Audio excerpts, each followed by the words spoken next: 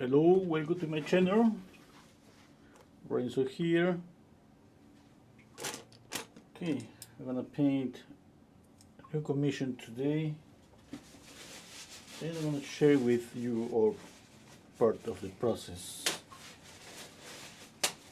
Okay, I've got here titanium white, Naples yellow, cadmium red, Kinogridum rose, raw umber, and cobalt blue. Okay, the brand is Rembrandt. All of these are Rembrandt here. This one is Winton, and this one is Winton. Okay, I have here bristle brushes. I usually start with bristle brushes. I mean, not always. Sometimes I change and I start with synthetic brushes. But lately I'm using bristle brushes for the beginning, and then I use synthetic ones. The synthetic ones, all of them are round pointy brushes, but just check out, all of them are just like this. Look at that, all frayed out, and that's perfect for me because I use them for blending. When they are obviously new, I use them for details when I want to paint smaller details. And I got some synthetic brushes like this one, a Filbert, to paint faster. Okay, I'm gonna start with raw umber and with this bigger brush. And let's see. Hello, Nature Breeze. Hello, Bob. Hello, Berry Kid. Hello, Dita. Hello, Eric. Hello, Kevin. Hello, Bob. Kevin saying, wishing you all and everyone in the chat a very Merry Christmas from the UK. Thank you. Nature Breeze is asking me about Patreon. What is that? The subscription Patreon involves specific videos or all the videos? Yeah, on Patreon it's about hola Mario. Hello. Sorry, I don't know how to pronounce your name. But Patreon is about just paint along lessons, which, let's say this, it could be kind of similar to what I do here. Okay, but the difference is that I paint with a group of people. We all paint together. Okay, and we all see our paintings and are able to critique each painting, like more than obviously than once. Okay, and let me see the size of the face. Here's the top, background, a little bit of the neck for the dress. Yeah, I think that's good. Maybe a little bit down. I have like 3 inches more space up, and to the bottom I have like 10 inches. This is a, I don't remember, 20 by 30, 20 by 24 I think. And let me check out the size of the head. And basically that, but on Patreon I share these videos too. For free obviously, because this is free.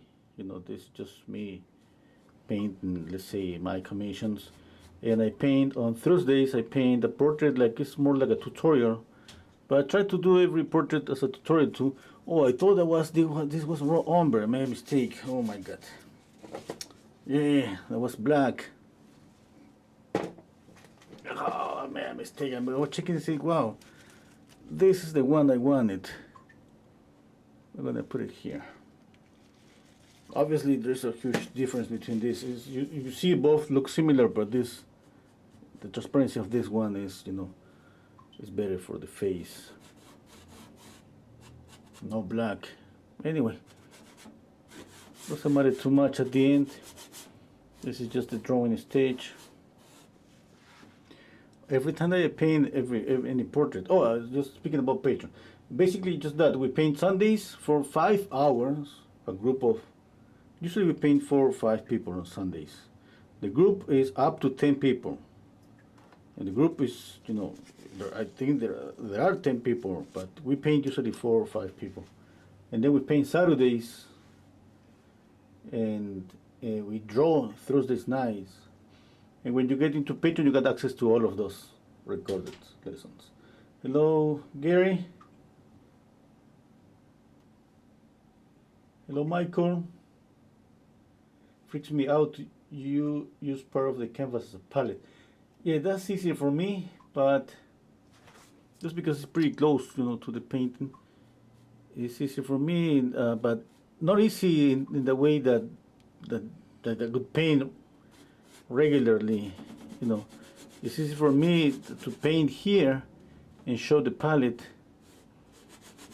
When I started my recorded videos, I remember I was using a palette on my hand on the table, and I have to move the palette up to show, the mixtures.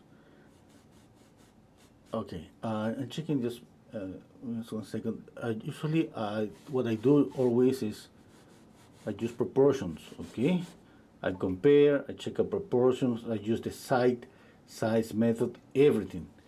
Okay, I got the flipped window here, the flipped image, and that way I can just use it as a mirror.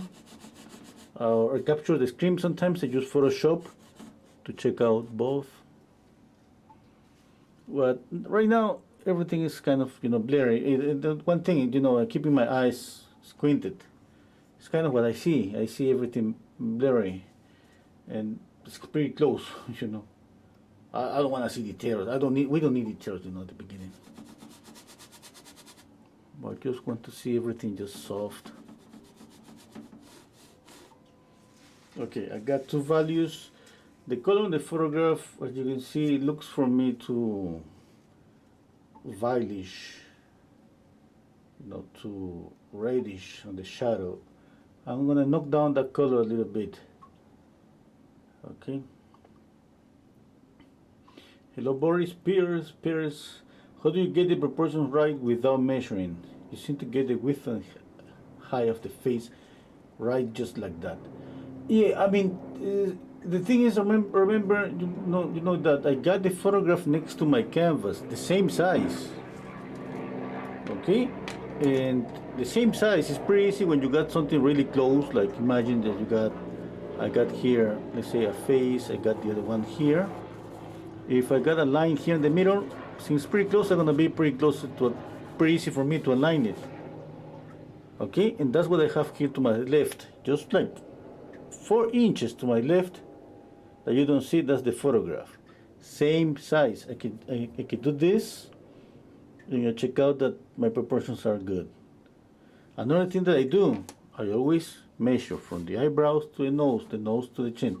Maybe I do that because I got used to do that when I was a student, an art student. But it's not like sometimes that's pretty useful. But it's kind of, we made of habits, and I got the habit of always start with something like in my mind, a face is kind of a mannequin.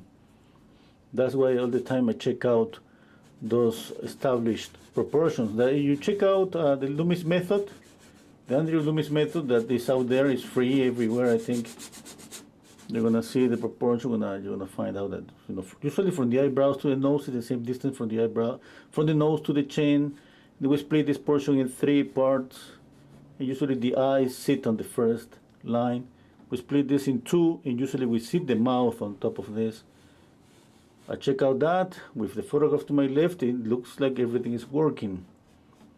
The width of the face is the tricky part, and one thing is we tend to draw always with wider faces. That's pretty common. It's just, there's no way to avoid that.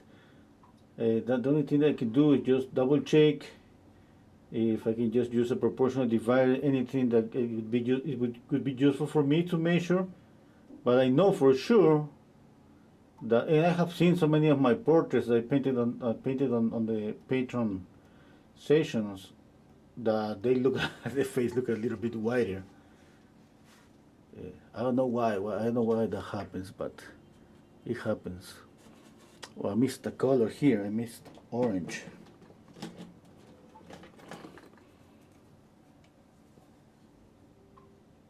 Okay, that's orange. Came orange.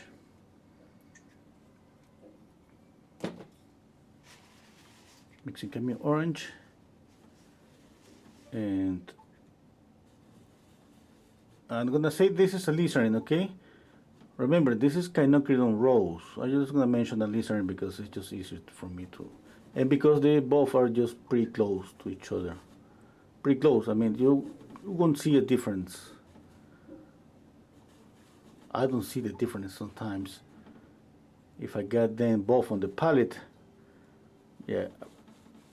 If I pay attention, maybe I could be able to say the difference between Kinocridon rose and alizarin crimson, but usually, yeah, usually I don't. Okay, more raw umber to knock down this color.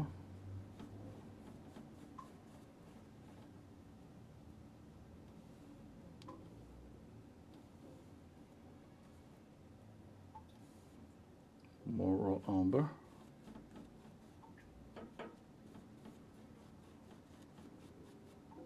And oh, let's see. First thing, I keep squinting down my eyes. And on this photograph, we can see so clearly the light and shadow. That's pretty good for a practice. Okay, we want photograph like this when we want to paint, when we want to practice. Why? Because that's what we want to practice. You know, be able to paint values and paint them so clearly, light and shadows. And if somebody wants to practice, pick up just always photograph like this one, where you got the shadows. And why? Because we tend to just light up the shadows, and this is kind of push ourselves to get some darker shadows. And another thing I would recommend is try to separate just two values. Okay, you can obviously try to paint as much values as possible from the very beginning. But if somebody's an absolute beginner, I will tell you, you know, think in terms of light and shadow. And from there you move on, you know, light, shadows, midtones, and more values. At the end, there is a lot of values on the face. There are a lot of values on the face. Okay, I'm gonna move to my razor brushes. I prefer them. You know, I can mix more paint with them.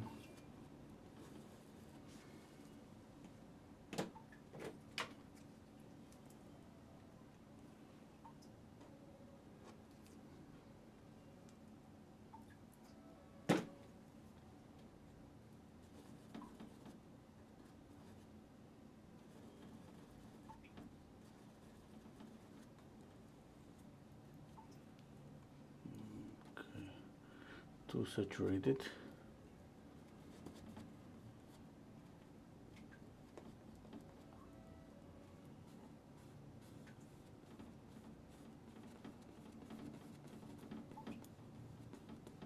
One thicker paint.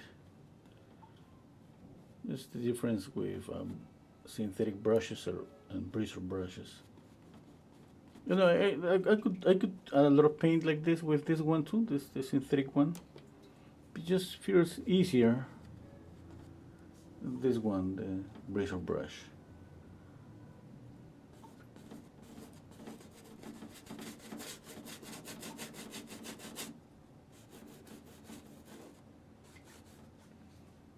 Let's see some questions. Hello Monique. Hello Marius. Hello Wendy. Hello Doe. Hola Nieves. Feliz Navidad.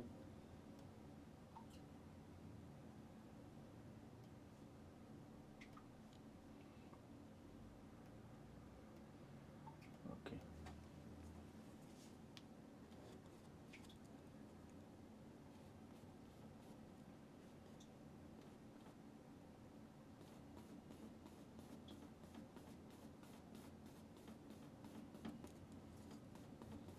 I'm gonna put more paint at the beginning and then I'm gonna blend it.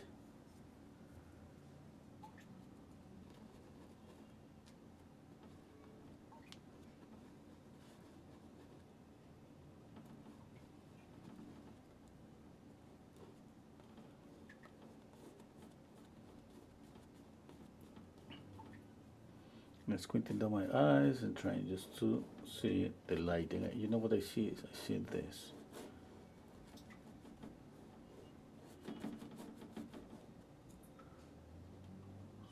moving too much. What is?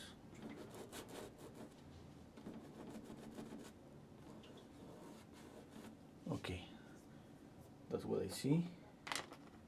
And another thing I see is a shadow here. Goes like that. Shadow here. The forehead is a bit darker than the light here.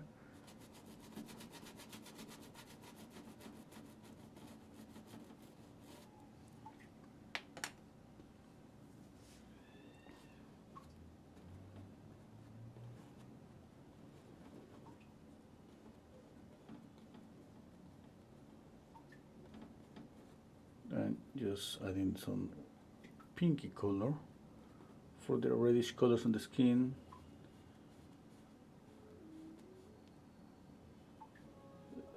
When I do this, I obviously every time I'm trying to simplify. Just let's say one regular skin color, just a knockdown orangey. Okay, lighter and darker depending for the light from the shadow. From there, I add some reddish colors where cheeks, nose, chin, and eyebrows. Okay, and then I move to some reddish areas, and you see that on every video. I hope that helps, for people that's painting portraits, because this is about repetition, and maybe it's just the same, but it's not boring. I mean, it's not for me.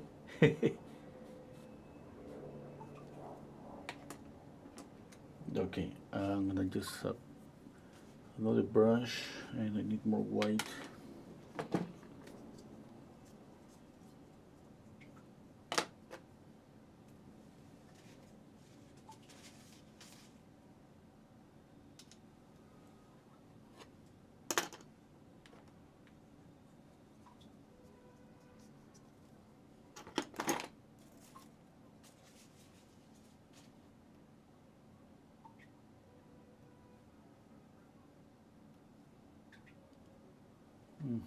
Hello, Sharon.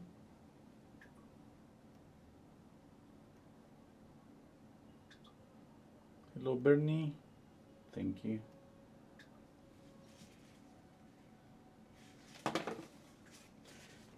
let's see.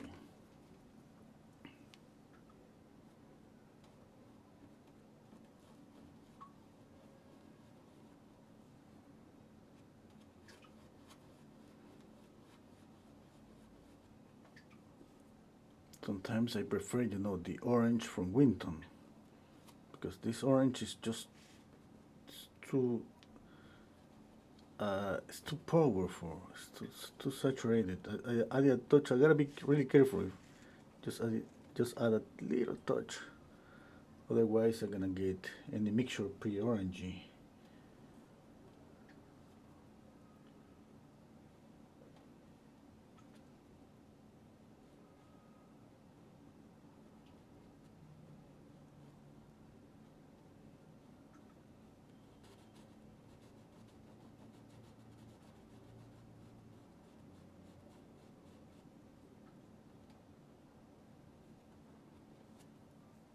I keep squinting my eyes, just thinking right now on values. It's kind of building up the face just based on values. It's more like, right now, it's more like working on the sculpture. You see, I'm molding the face with the values. I know that, like, the nose is coming forward, this portion of the face here and here is coming forward, and just thinking about simplification on colors. One regular skin color, reddish areas. Now this light on the face, the lights, there is a bump here, for example. Yeah. I keep with my eyes squinted. It's not my intention just to like say that I'm trying to, or on a sculpture that I try to paint. That's why I keep doing this so many times. No, it feels. I have practiced. I did some sculpture here in my country. When you got into the school of art, you got into the school of art. You say, "Hey, I want to be a painter," and they say, "Yeah, pretty good, you know." But the first year, you're gonna just paint for 3 months, and then you make a sculpture for 3 months, and then what's the other specialty was like let me know, I don't remember the name of this, but it was so many things like hmm, when you work on wood, I don't remember the name. I don't remember the name. Sorry. Anyway,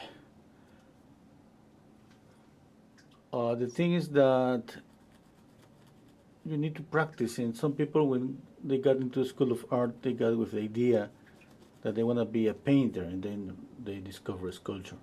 And when you sculpt, it's pretty nice, you know, because you do something like this, you touch it.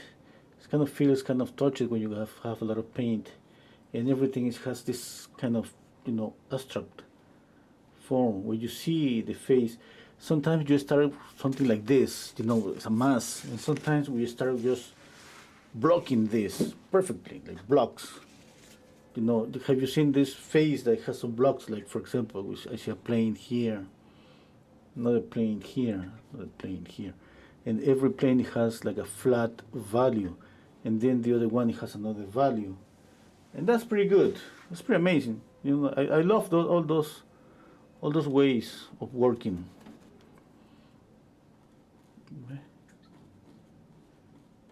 I don't know, but it feels like more organic, like a living thing that you're molding. I'm not gonna say that I prefer one way than the other, but when we need both ways, because when you're in a blocking stage, like everything is blocking, blocking, blocking, it feels like you have more control, and that's pretty good. When you work like I'm doing right now, it feels like a mass.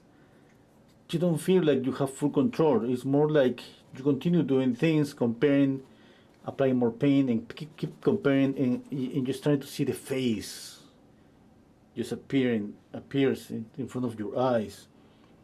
Okay, but um, obviously, for experience, you need to more control on values, because of the values, the value variation on the face is why this kind of historical, sculptorical, or sculptural approach is kind of it starts to pay off.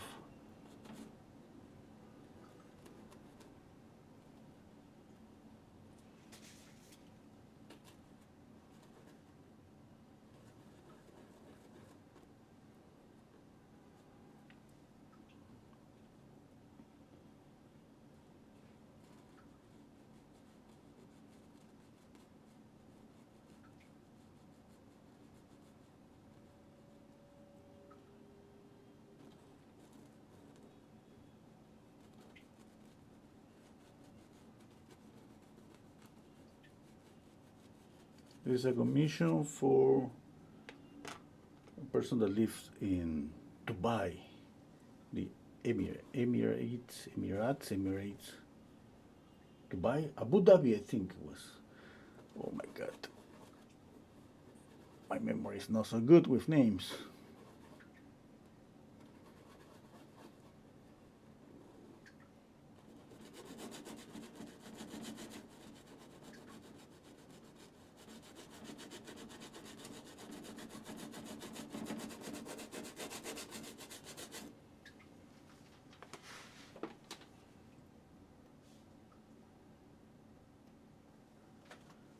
Okay, hello, Mervat.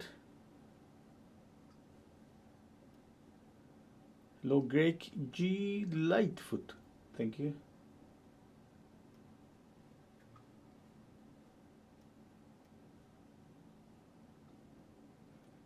Okay, just 1 second and just squinting.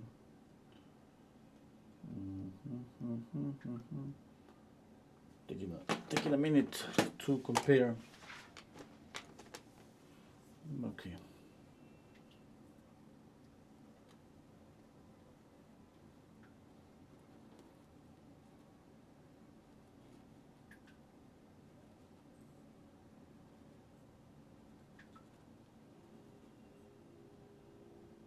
photograph it has a lot of red. That looks good, you know, but for the painting, a lot of red, I don't think it's gonna work pretty good. Okay, I have to think about the reflected light here. I think the reflected light, that's the one that is creating this kind of violish. Oh no, kind of I like it, but at the same time, it looks like at the end maybe gonna look too bright. I'm gonna just raw umber with white, a touch of Naples yellow to make it kind of a bit more greenish.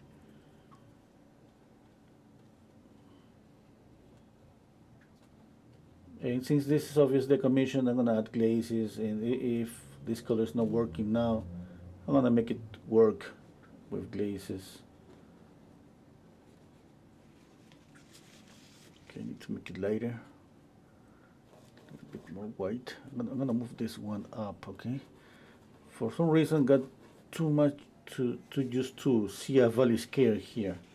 That means I always want to see darker colors here, darker here and lighter. The lighter they go up, closer to white. The darker closer to my darker colors.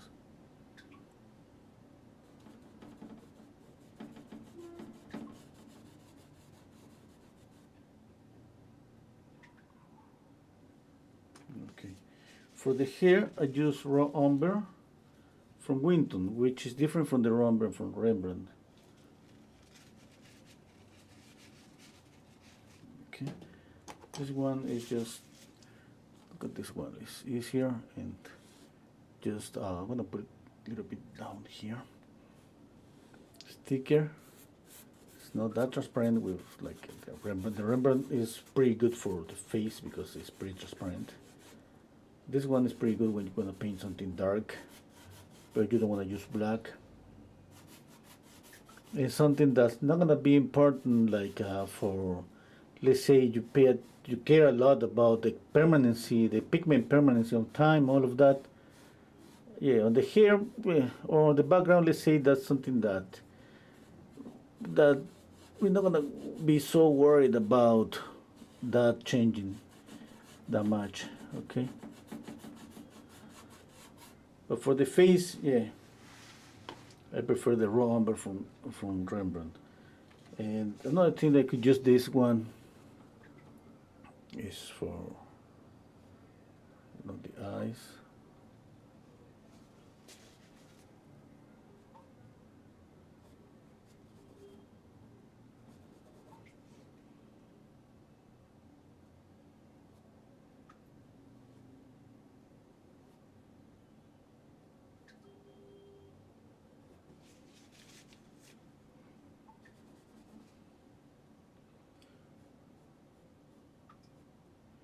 I gotta say that I feel a little bit more relaxed when I paint a commission here on a live stream, because I mean not because of the live stream. It's because I'm gonna be able to retouch it.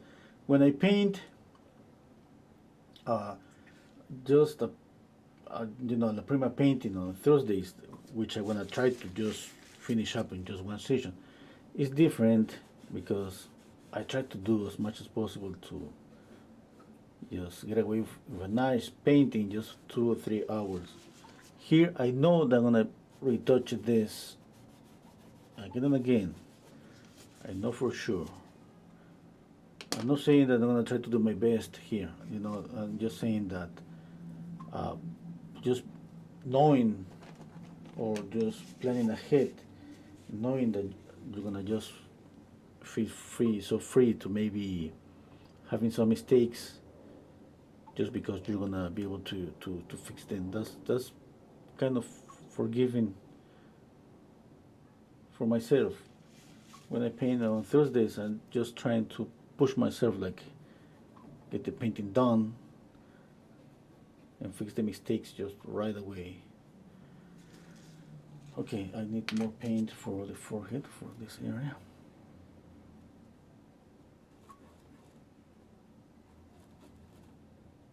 Look at that. I added kind of the same amount of orange and red. It looks like I didn't add any red. Yes, the orange is too powerful. Yes, I gotta be careful with this.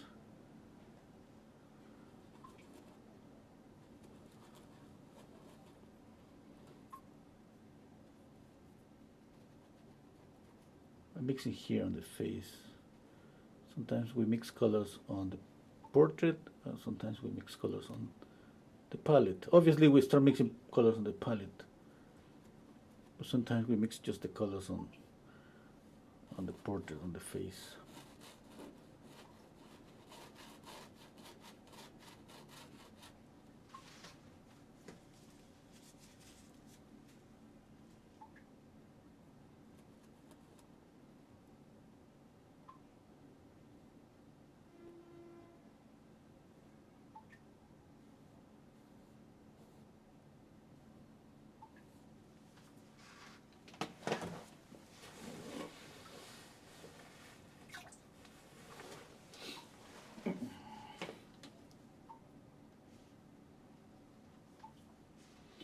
Okay.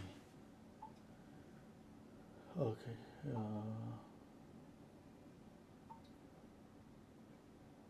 Thank you. Gary saying good carving. Hello, Juan. Marvat.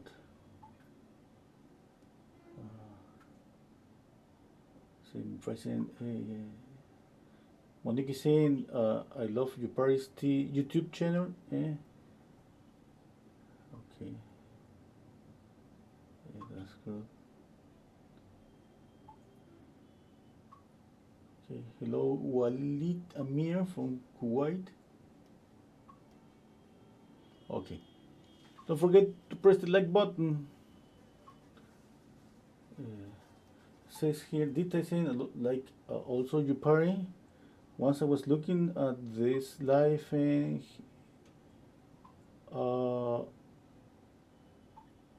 okay. Okay, let's continue paint. I was just speaking about that. I was watching him yesterday. I think it was yesterday. Yeah, it was yesterday. He was painting some aluminum surface. I found that kind of difficult. Yeah. I didn't finish up the video. I'm gonna try to continue watching maybe tomorrow or maybe later. I was thinking, when I was watching, I thinking, maybe I should try some kind of different support. I just paint on canvas all the time, but I don't know. I find that pretty difficult painting on those surfaces.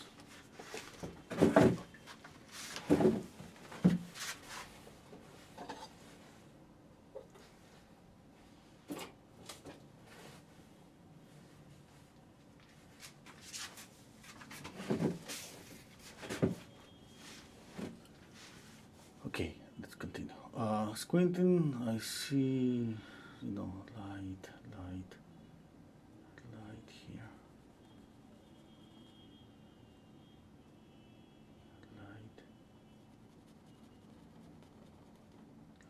And I at the same time, I gotta say, I have seen more painters painting of those surfaces, aluminium. I don't know what's the name, aluminum.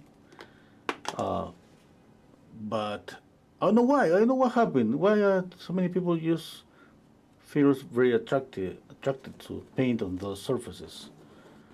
Every time that I see a painter, it looks for me like, wow, it looks pretty nice, But I got the feeling that's pretty difficult just to manipulate the oil paint on a surface that soft. Okay. Even that this canvas is pretty soft, my canvas doesn't have too much tooth. I like the feeling of the tooth a little bit, even that little bit. But painting on something that looks like glass, I mean, I'm gonna try because I have seen so many people trying that. Maybe it's just amazing. But anyway, I think that's difficult. Okay, let's see. I'm just thinking about here, and I'm gonna keep it maybe kind of grayish, the reflected light.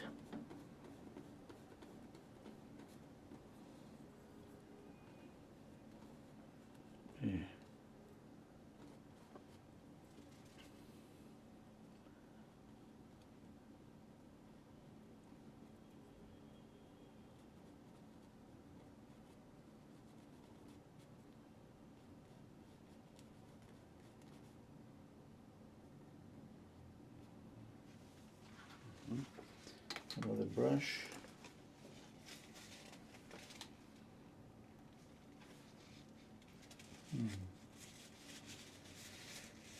Sila Jonas.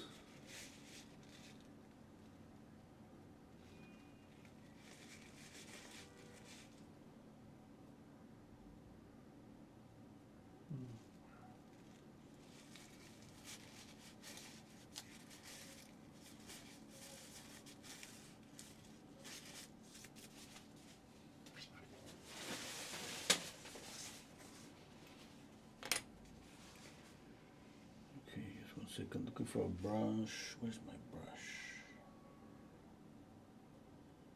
I have a brush, it doesn't have too much hair. It's kind of pointy and I like it because I can get some kind of texture. I don't have it. I'm gonna use this one. It's not the same, but I think I'm gonna get a nice effect. You know, it's more like to do this, like going on the face like this and getting this little bit of texture. I'm gonna blend it, you know, it's just for right now what I wanna see when I paint. After blending, it's gonna look definitely softer, a lot softer. But right now I need to see. I need the feeling of the texture. Okay, one thing that I gotta be careful: the width of the face. Okay, I know for sure that that's a mistake that I usually have. Okay, I'm going to narrow the face, or maybe I got it right today. Okay, I'm gonna narrow the neck a little bit. I think I got it right. I think. Not so sure. Okay, let's paint some details. This is black with different greens. This mixture here is a different greens, umber, umber, cadmium red.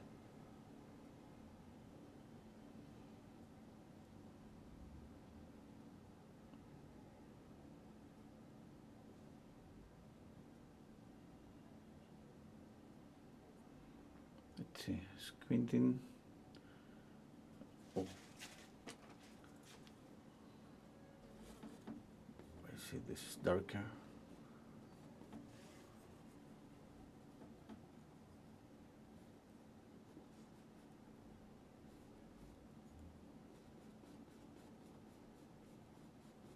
Darker there, yeah, that's good. Okay, some spots. I'm squinting down and checking what I see. Dark.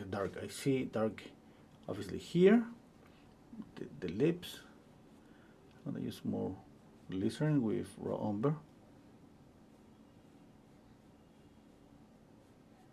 Dark here. Okay, the eyebrow and this shadow here. Okay, now moving to the other eye. I see this dark.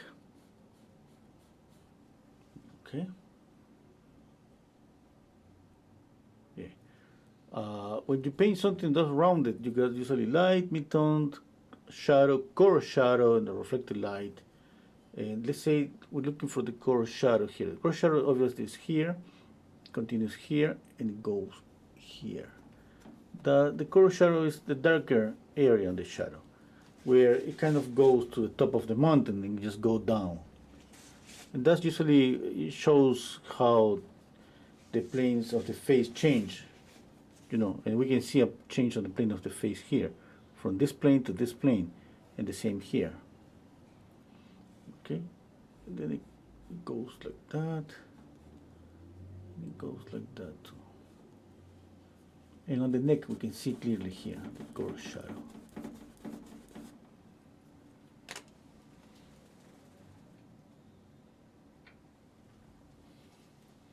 Okay, let's see. I think I see some of the likeness. Okay. I think it's time to start blending. Another thing is the reddish color here for the cheek.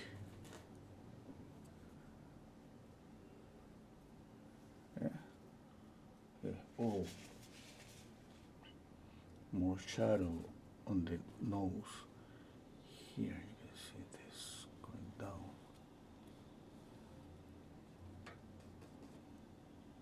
Hmm. Yeah. Okay, what about the background? Maybe I'm not gonna paint the background now. Just the face and the hair.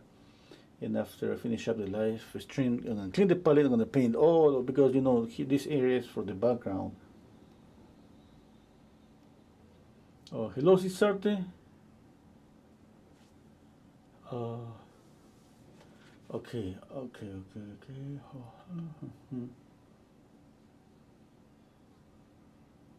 let's see.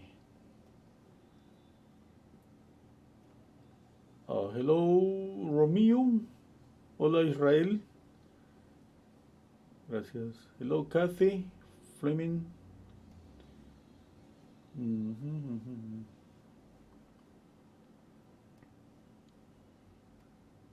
Okay. Looks like this eye is just is too much to the right. Yeah. Okay. What else? Maybe the mandible is kind of crooked to one side. Yeah. Okay. What else? Yeah, I think just that. I'm gonna blend. Okay. Let's see. I'm gonna start with the shadow.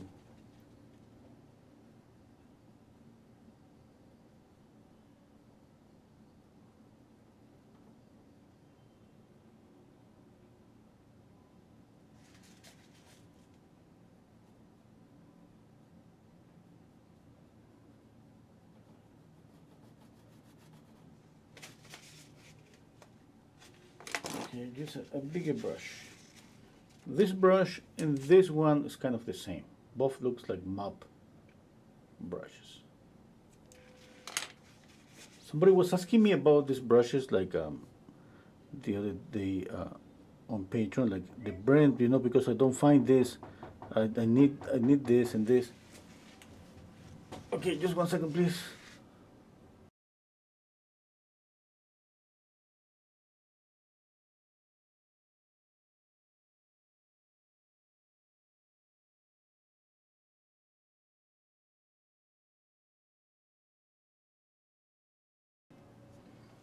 Okay, sorry. And then here's the brand. Some maybe in the case Bianjo, and on the link on the description box, there's a link to Amazon. And I was looking for the same brushes on Amazon. Okay, hello, hello, little buddy. Go home, go home. That's my neighbor's dog. He got this just thing. Okay. And okay, and I find some brushes that they're pretty similar. I couldn't find the same. Looks like these brushes are too cheap just to be listed on online. I mean, they are cheap. Okay, I got a set of. I got usually 3 sets. Each set is 12 brushes. I got them for kind of $20. Yeah, and yeah, that makes things just difficult to find when they are that cheap. But I gotta say that you can find like kind of similar to 99% brushes with different brands. It's just like it kind of looks, they are the same. This looks like they just changed the brand, and yeah, and that's it. Yeah, I think.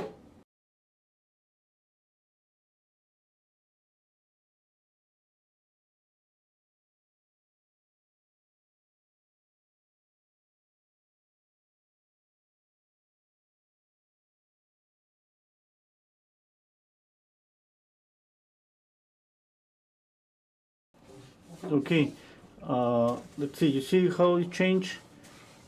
Yeah. These are pretty nice brushes. I don't have the intention to blend this like a lot. But obviously I don't want a lot of brush strokes here. Obviously you see my channel, this is like no, my style basically is kind of realism, but not to the point that is pretty like soft, not to the point that is hyper realistic, not to the point that I got like crazy brush strokes everywhere.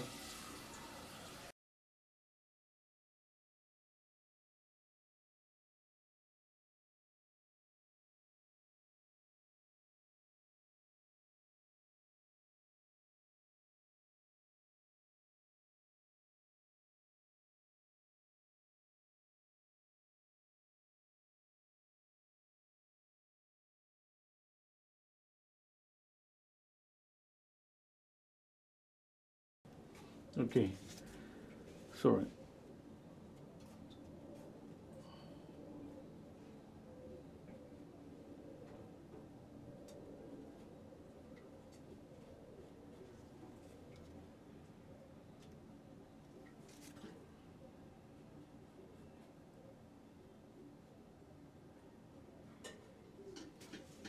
Okay, explain. Hello, exploring history. Hello, G's. Hello, Silly. Sorry.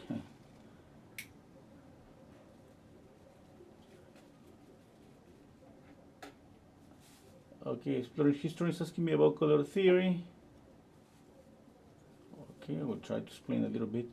Yeah, and right now, color theory.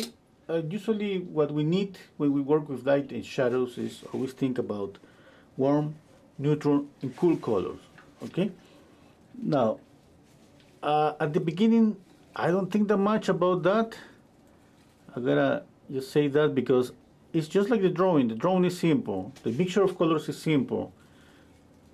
Okay, color theory is simple. I try just to keep it pretty simple until I got what I want. And what I want, obviously, is see a face that it looks like it has good proportions, and obviously, the likeness is closer. Okay, and after I got that, I started thinking about that. And one thing that happens when we paint portraits is not like painting a landscape that we can just exaggerate color temperature. We could do in portraits too, but it's not that common. But let's say that if we want to exaggerate that, we could think about, let's say, making this light that I have here really warm and have the shadow cool and the reflected light warm. Because why is warm the reflected light? Because this light, which is going to be is pretty warm, is bouncing back to the face. Okay, now we gotta consider that we got a local color first. What's the local color? The color of the object that we are painting. Okay, the light is gonna change a little bit the color, but the light is not gonna make, for example, on a red apple green. Okay, there are some exceptions when we take maybe or we put some or we place on artificial lights on a really dark, really close space studio, and the light is too strong, powerful that could change the color of the object. And we see the colors because of the light. Okay? Now the thing is that I would say don't worry that much at the beginning about color theory, especially for portraits. Okay, and at some point we can even get more of these color variations in terms of warm and cool colors with glazes. Because with a glaze, after having one thing that's approved to do that is when we paint a grisaille. A grisaille is basically paint a portrait just black and white, okay? No color, black and white. And then with glazes is applying the oil paint, pretty transparent. Like for a moment you think that you're working with watercolor on top of a grisaille, and then with a grisaille you start adding color and color and color, and you can just just warm, neutral, cool colors all over the face. And is that I would say the first thing that you have to pay attention to are values. Obviously, after the drawing, and the drawing is going to be something that's going to be from the beginning to the end. Values, okay. Color is something that we can retouch and retouch all the time, again and again. But if we don't respect the values, it doesn't matter how much retouch we add with color in terms of color. That's not going to save the painting. And that means that we need one thing and then the next thing. Okay? And I mentioned that because it's pretty common. It was for me when I was a beginner. And I have mentioned this so many times that for me it was about matching the colors all the time. Just matching the colors, you know. I didn't think about edges, I didn't think about values, I didn't think about anything. When I started to study art, and then when I started just my teacher telling me, hey, you gotta pay attention to values, and I was like, the first few months I was just denying everything. It was like, values, who cares about values? I want to get the color,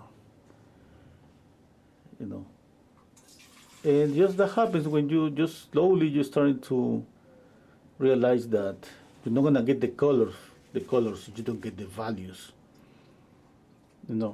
and it's pretty nice when you try to. It's pretty good, for you to separate the concept of color and value, but you know that we cannot separate value from color. It's just one thing. But it's better to understand that better when we try to separate them. Okay. Now remember, every time that here's the color theory: warm light, cool shadow, warm reflected light. Okay, and all that goes on top of the local color. Okay, and you can change that. We can change that if we want. I could just make this light pretty orangey. Yeah, maybe that I think, hey, this is gonna make my painting better. Yeah, maybe. Who knows? Maybe not. Maybe for my eyes. Maybe not for the client's eyes.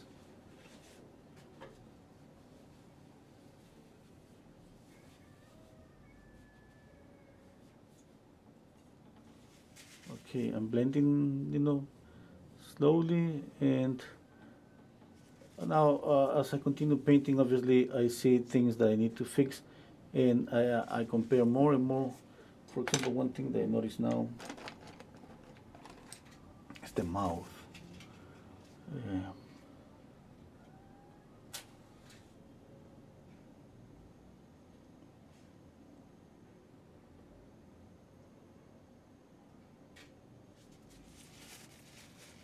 Okay.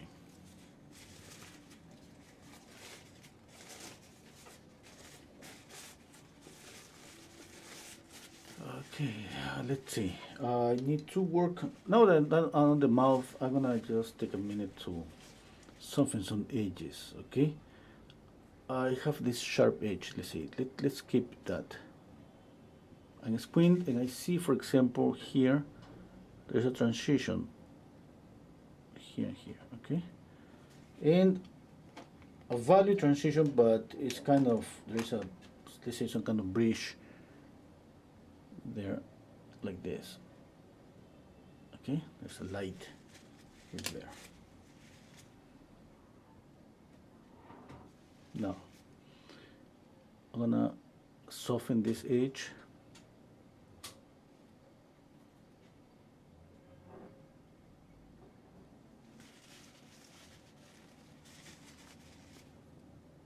Okay, I'm gonna soften this edge here. Okay, let's think now where I'm going to sharpen edge to make the mouth just pop. Usually, okay, we do it here. Why? Because remember, the surface you're working on, I mean the face, not the surface, the canvas. How is this shape? It's rounded. Okay, how do you make that Okay, and just by making this sharp a little bit. Okay, and by making this lost, it's gonna create the illusion that this is turning. Okay, but it doesn't mean that this is the tricky part. This is the more difficult thing, I think, because we deal with things that we don't see.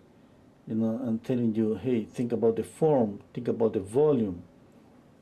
Don't think about what you see on the photograph, because maybe what you see on the photograph is not perfect. It's not exactly what I'm painting right now. Okay, because, for example, I could make this pretty soft. Okay. If that works for the illusion of volume, I keep it. Okay. Doesn't work, I'm gonna just change that a bit.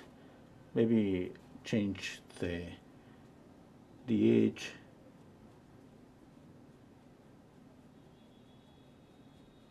Change where the edge is gonna be sharp, or how sharp is gonna be the edge, or how soft.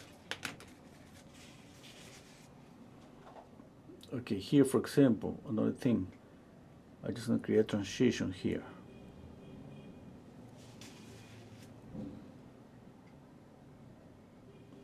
Okay.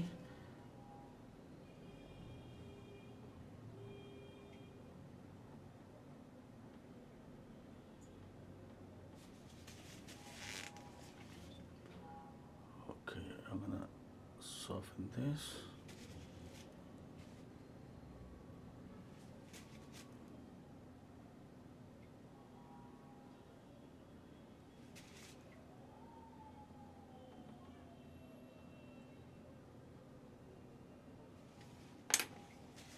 Clean the brush.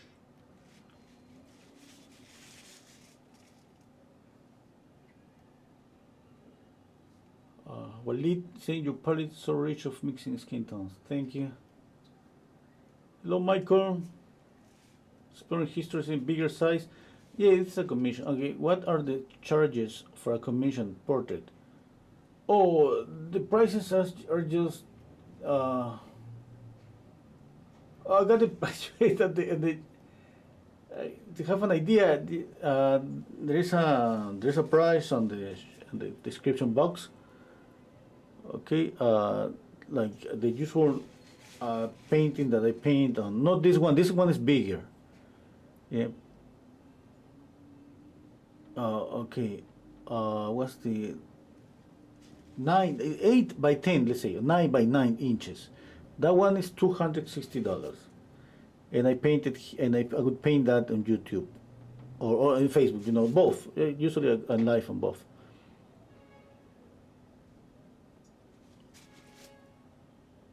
Okay, and then from there is bigger, the price change. This one is, for example, $800.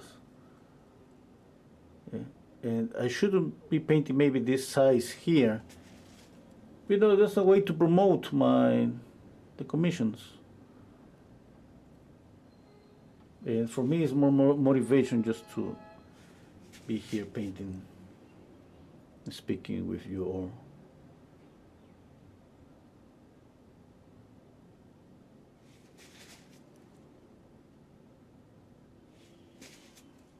Yeah. Otherwise, I could be painting just alone here. Nobody speaking to me, just music. Boring. Yeah.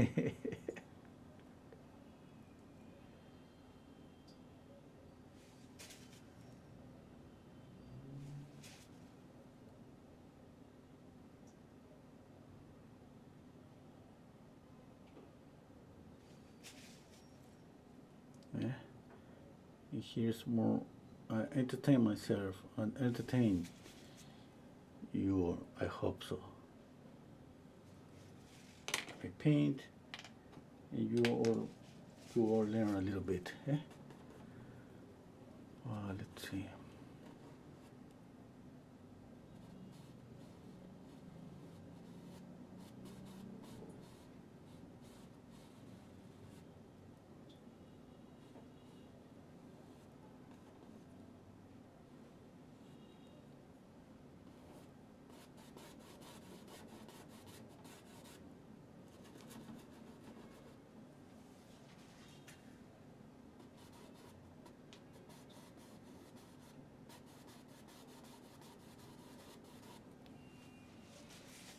Okay.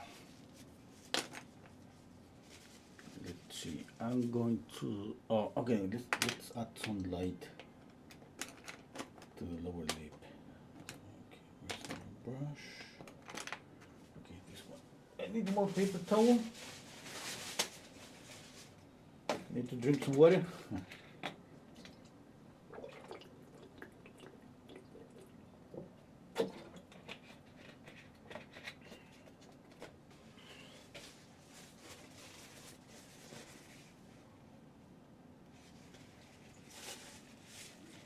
Okay. Let's see. Hola Mario. Mario Condori. Hola. Hello Sylvia. Okay, I like this brush. I'm gonna add some light. You know, it's because I got some texture when I put down the highlight. And this is something that's pretty nice about the texture when we add the highlight is that when you got texture like this is really catching some light, real light. Okay, and that's pretty good because that makes this highlight even look brighter. The more light I have, the more they look brighter.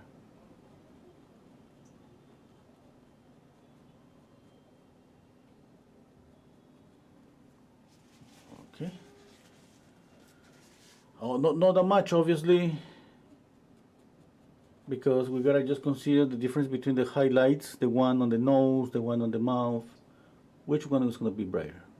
This one, I think, yeah. That's why some painters just lay down a thick brush stroke in some areas for a highlight, and you see like, wow, that's really a highlight. And on top of that, they use a different color. Like for example, sometimes I used to use green for a little white, and add this as a highlight. That's gonna glow. That's Try this, okay? Because it's really amazing how a highlight it has a different temperature, glows. Okay. Now you're gonna consider that. Check out, step back, get closer. If you see green, green, really green, yeah, that means that you need to knock down the color because it's not about that everybody's seeing that's green. It's just like seeing everybody seeing like from a distance, like wow, this looks like the highlight looks like it's glowing. Why? You know, and when you get closer, you realize, hey, that's why there's a different color. It's not just the skin color, just lighter. It's a different color that has a different temperature, and it's basically the opposite. The face is kind of orangey, the highlight is greenish or light blue.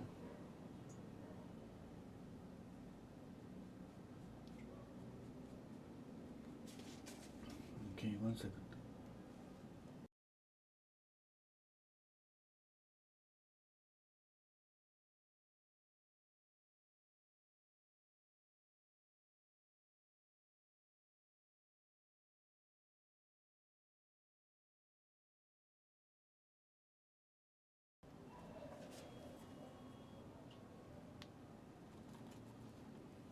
Okay, there's a lot of highlight here. Another thing that we need to do the same, add some color to the highlight. I can add some, like I could add some pink. Yeah, definitely pink. A little bit of yellow touch. A little bit of this green that I have here.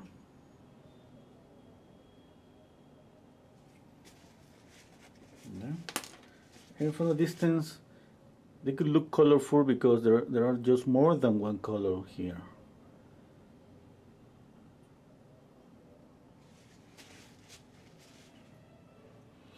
The neck look kind of purple, eh? Okay, let's continue.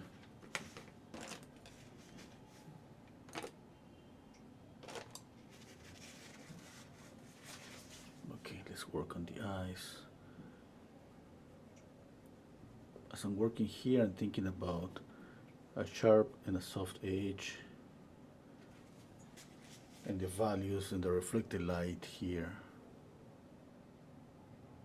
How much reflected light I add here to create illusion that this is rounded, that is turning. And I'm thinking maybe the shadow is too dark, maybe it's too light. Okay, I think the shadow maybe is too dark. Or maybe it's just I need the reflected light. I don't have the reflected light. I mean I got a reflected light in this area, but I still need to add a reflected light here.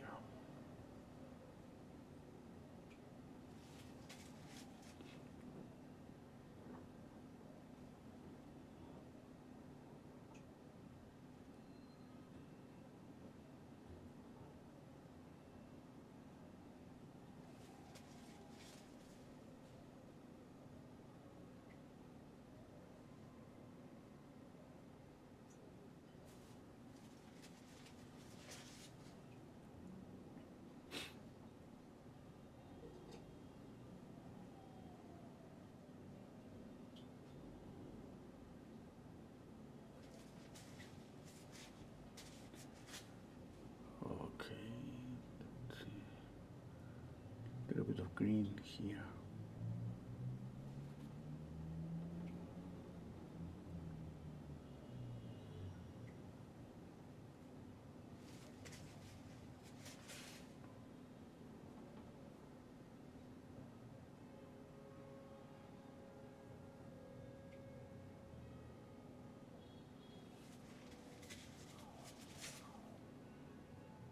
I'm gonna use this grayish color, greenish grayish color, paint the white of the eye.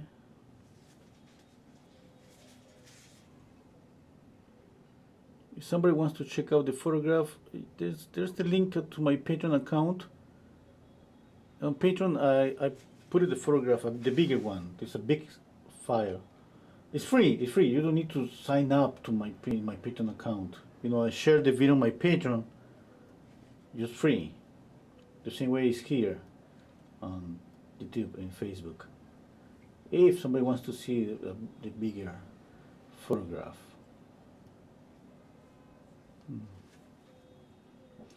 Okay. Oh, Mari saying, I have a question, please. Can we use linseed oil for glazing? Yeah, that's what I use. Okay. Now you can mix with terpenoid, mineral spirit, or any but I gotta say that's what I use. Okay. I love just to use just linseed oil for glazing, and I use it just pure. Now, sometimes when you use the linseed oil just without anything more, you're gonna feel that in some areas the glaze doesn't stick. Kind of the same reaction like you have when you throw like water in or oil on water. It separates. Okay, if that happens, maybe you need to consider just add a little bit of terpenoid, okay, or just go with a brush and press harder. Okay, that would be another thing to do. Now, anyway, that I have seen sometimes that kind of reaction more than once. It's not something that I'm gonna say, hey, that happens once in a year. No, that happens like more often. Anyway, I love to use just linseed oil. Maybe I should change. Okay, another medium that I have tried is liquid, which I think is perfect. Okay, don't ask me why, but I don't use it that much. Even when you glaze with liquid, you see, wow, it's pretty good. It feels pretty good. It moves, it flows on the surface. It's just perfect, a perfect medium. In my case, maybe I got used to use linseed oil that much that I stick to the use of linseed oil. That even that sometimes I just face some issues, like the glaze doesn't stick to the paint easily. Yeah. And I should change. I should change. Use something different. I don't know why I keep using linseed oil. That's my first option. It's like I'm there in the store thinking I'm gonna glaze. a painting. And there I got linseed oil, I got liquid in front of me. Which one you gonna buy? I ended up always buying linseed oil. But that's me. Okay. The answer, maybe I got used to use linseed oil for years, that much.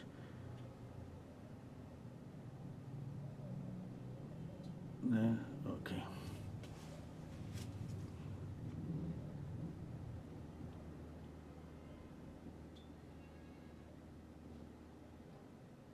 Okay. And I have other glazes with just, I remember a few times that I didn't have any medium. The only medium I had, it was tropenoid. I have used tropenoid alone. They don't recommend, nobody recommends tropenoid alone. I even heard somebody just saying, a guy that worked in restoration, saying like you shouldn't use tropenoid or mineral spirit alone because you're taking out the linseed oil from the oil paint. And what's going to happen with that glaze, if you check out the painting after it dries after a month, that the painting just is going to come, come off from the painting like dust. And that's because the binder is the linseed oil. If you take out the linseed oil from the oil paint, it's just dust. It's just pigment.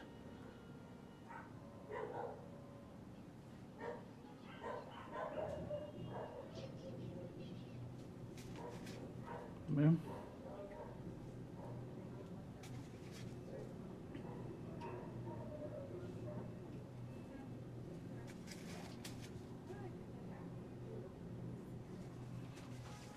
Okay, getting the nose. I'm getting on the nose, for example, a sharp edge here. I don't know if it's. I'm gonna get closer, okay, to show you all.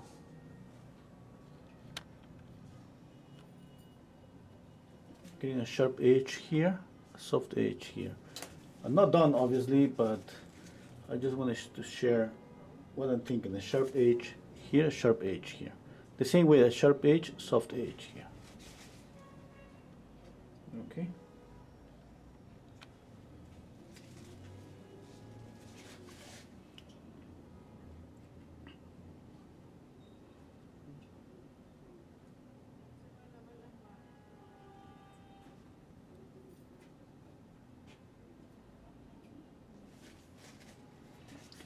I'm gonna need to post this because people need to get into where I am. You know, I'm so close. I'm blocking somebody getting. Okay, yeah.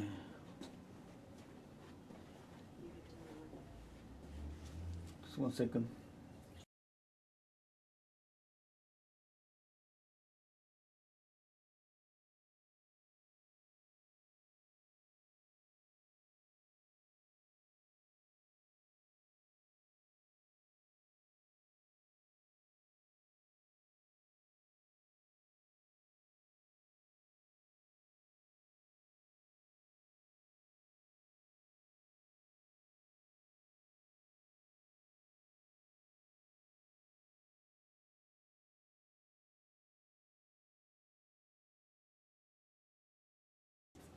Okay, there's not gonna be noise for just a couple of minutes. I'm gonna be painting. You know, it's just there is a really, a lot of noise. Just a couple of minutes. Okay.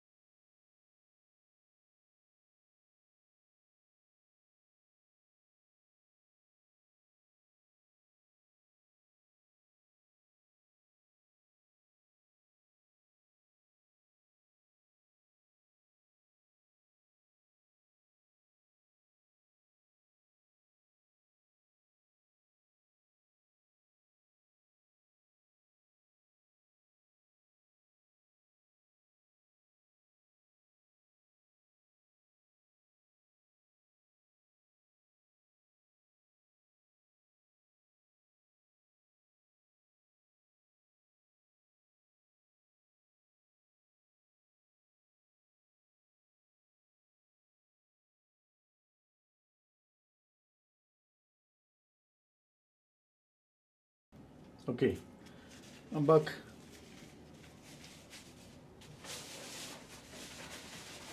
Oh no, I was here, you know. I just turned off my microphone because my family is around and they usually don't care that what I do. They just speak out loud.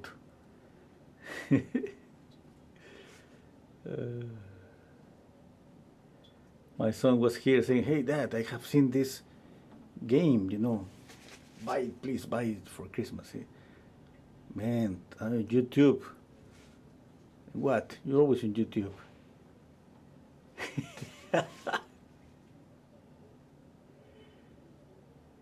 I'm not kidding, you know, he was just kidding.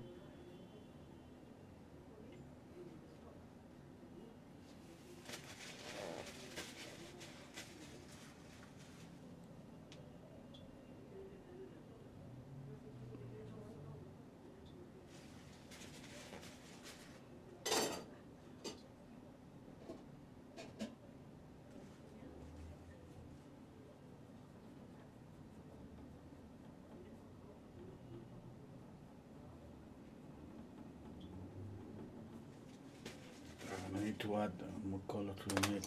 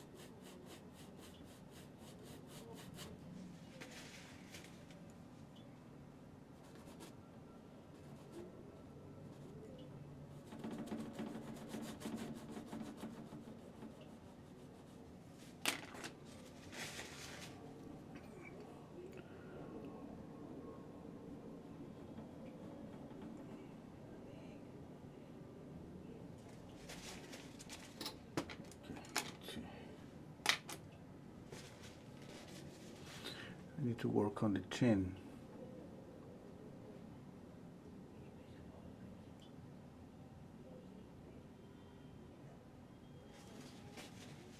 About that.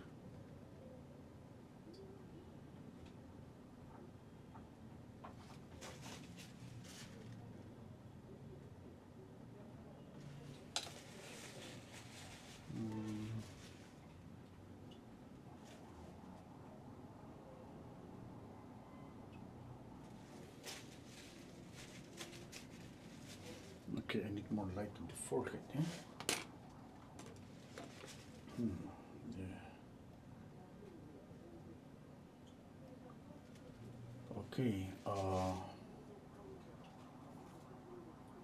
do you think after the oil painting is drying, do you need that to glaze or you just fine to leave it like that? I want to try someday. Yeah, it's up to anyone. Hello Shantanu, hello, thank you Adrian. It's up to anyone. The good thing about glazing is because it's pretty transparent, you know, it's pretty easy to apply, it's pretty easy to just wipe off if it's not okay, and makes subtle changes to the painting. That could be something the things that we need for a painting, and we don't want to just, you know, repaint some area completely, getting all the work of mixing the color and all of that, and a glaze is going to change the color. Imagine the face I got here. After it dries, I can just add a glaze of, let's say, this cadmium orange, and I get a lot of light. And because it's pretty transparent, it's gonna show through, you know, what I have here is gonna show through. And I gotta say that the effect that you got with a glaze is just beautiful and amazing. The transparency is something that when you try it, some people just realize that they need to glaze all the time, because those mixtures, you don't get those colors by no other way to get those colors. There's no other way, just a glaze. But in my case, when I paint Alla prima, I just love to keep the paintings Alla prima. I try to, let's say, saturate some colors on the shadow to get some transparency without adding glazing. But it's not the same, Transparency is transparency. There's no way to get those transparencies without a glaze. It's a completely different thing.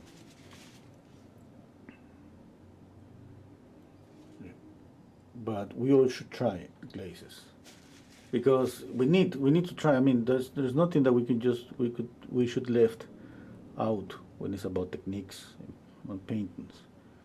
We should try as a study all techniques. Maybe the older ones, they're going to be the difficult ones. Yeah, I'm waiting, to try to paint someday a painting like Rembrandt did with all those layers and all of that as a study, but I don't do it. It's just like I'm thinking, I'm gonna do it. Oh my God, and I'm always doing something more.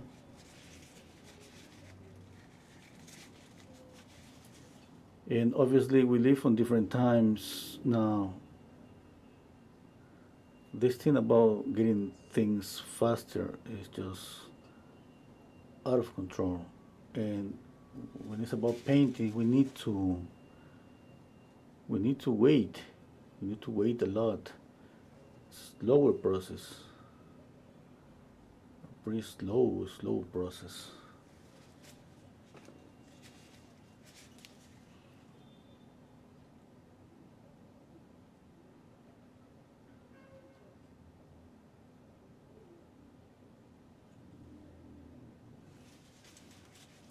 Another highlight here.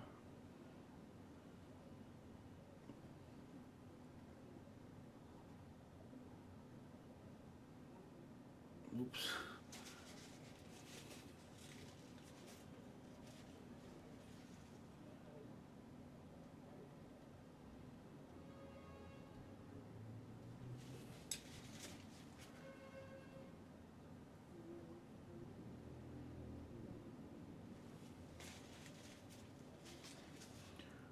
Okay.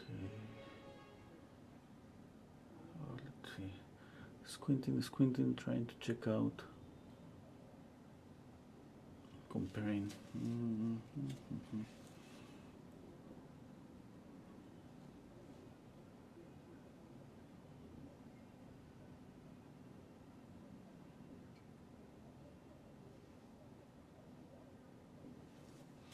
And remember, if somebody wants a commission, just send me an email with. I would send you the list, obviously, the prices. But you have an idea, the smaller one, 8 by 10 inches. Sometimes it's 9 by 9, depending, is $260. And because it's a smaller size, I paint those sizes on YouTube and Facebook. I paint them on a live stream. I'm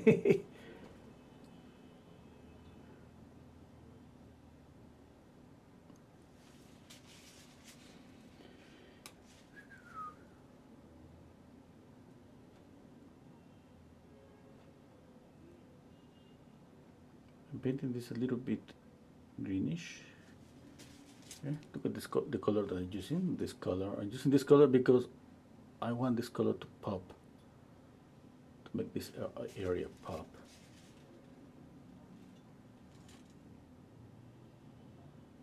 That's why I change the temperature.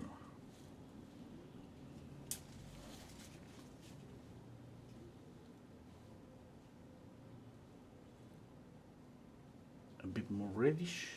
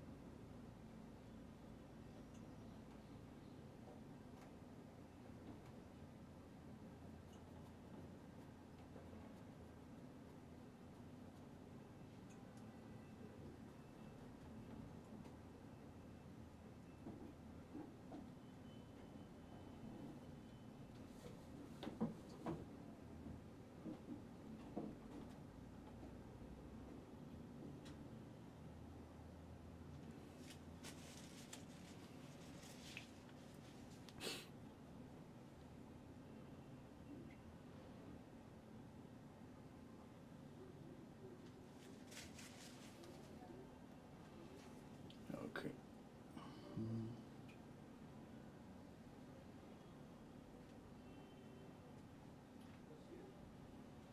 Yeah, thank you, Dita. Yeah.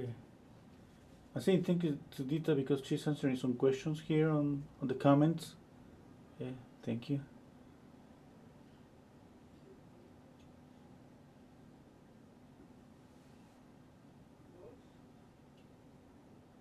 I'm scrolling up to check out if I have missed a question. Oh, Jonathan is saying I heard an artist saying that quick brush strokes makes a portrait look effortless.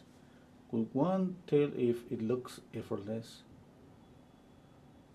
Okay. Okay. Yeah. I don't know. Yeah. That happens with sergeant portraits. You know, and some of them look effortless. But when you try to copy them, or somebody wants to paint like Sargent, you realize that, wow, that you know, that effortless thing is not there. It's just like there is a lot of experience that maybe because of the amount of experience that this artist has, is because they look effortless because they know by just doing this, doing painting portraits so many times where to lay down, a brush stroke to create a nice effect. And and when we don't know that, how we could do that. I mean, we can get that maybe when we study one of the paintings, we copy one of the paintings, but then when we are on trying to replicate the style, because I have seen so many people on YouTube, trying to painting like Sargent. But when you see the painting, it's pretty good, it's pretty close, but not to that point that looked like a real, or to get maybe the best of Sargent's style. Yeah. Who knows? Who knows? But the thing is that uh, to make a painting that look effortless and at the same time it's a masterpiece, yeah, I think it's pretty complicated. More complicated than we think.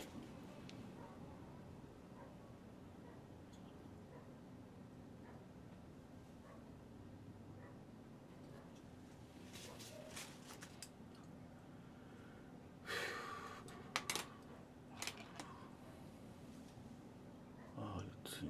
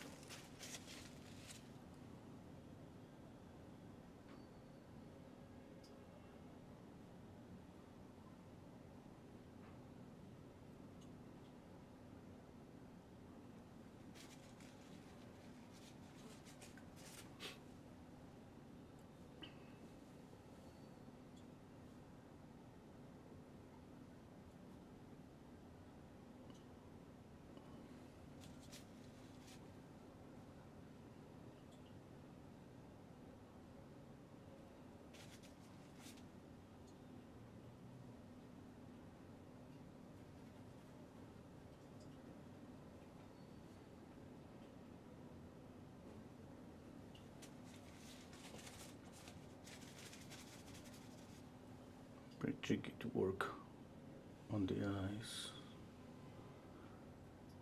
The thing is that the painting is not so close to my hand, and I keep my hand on the air without any support.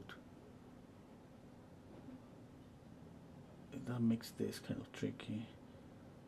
You know, we need some support. I use my pinky, but and I cannot, you know, stretch my arm that much.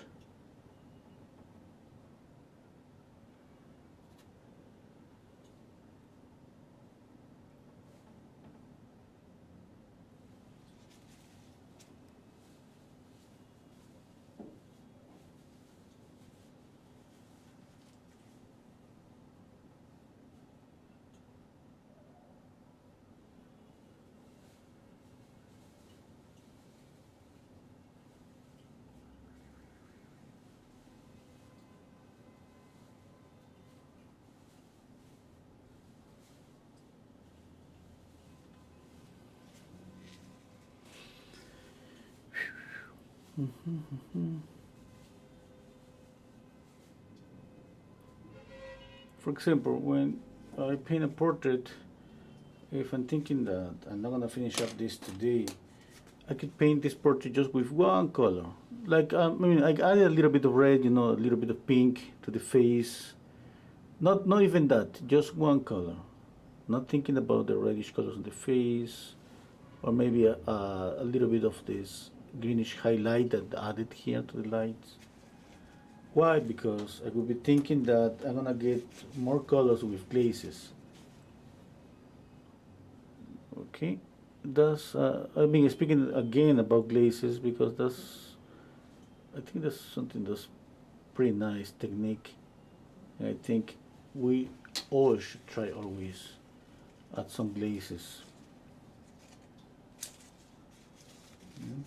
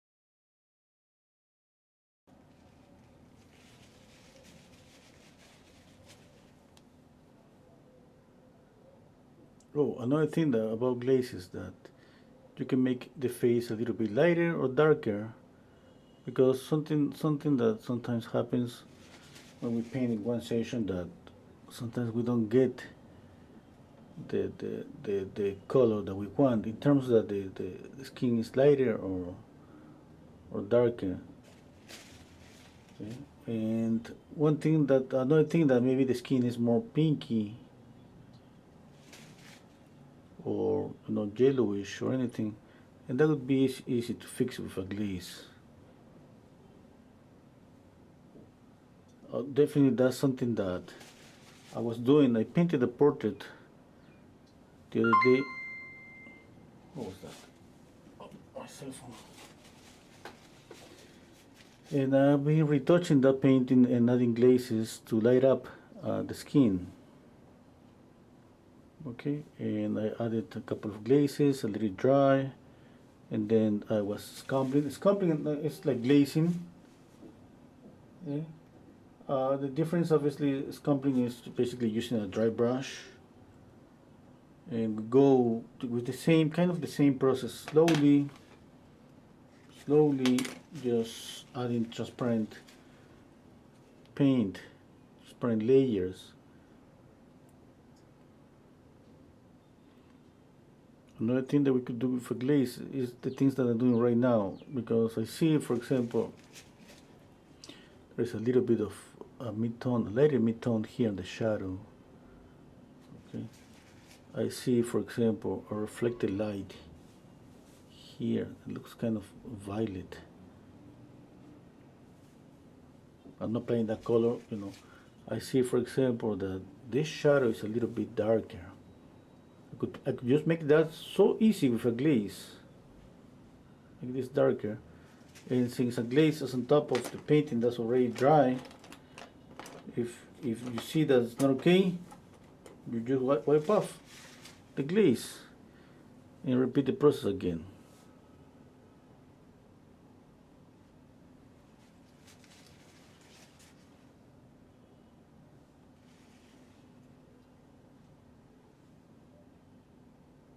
This shadow is pretty dark. Okay. The other shadow that's pretty dark is this one.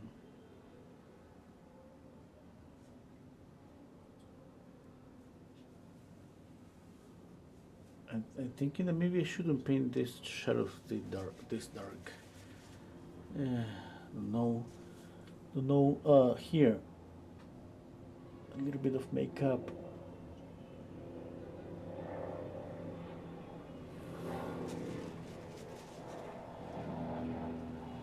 Now, the only problem with the makeup on the painting that it could make make the eye look kind of flat.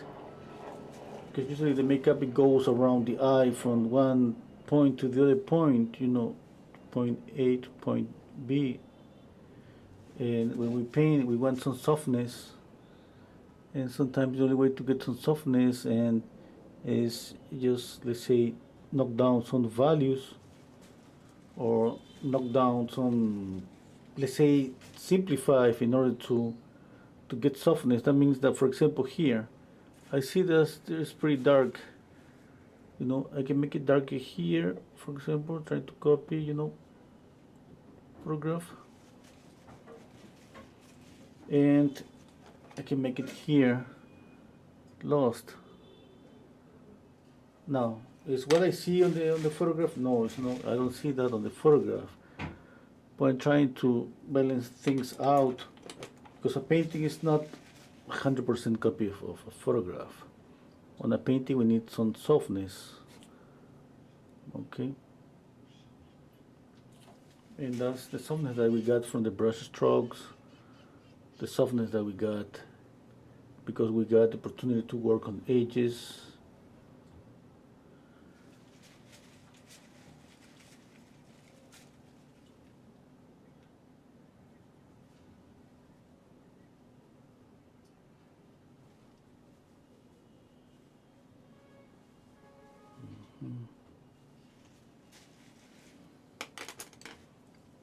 Okay, let's paint the eyebrow here.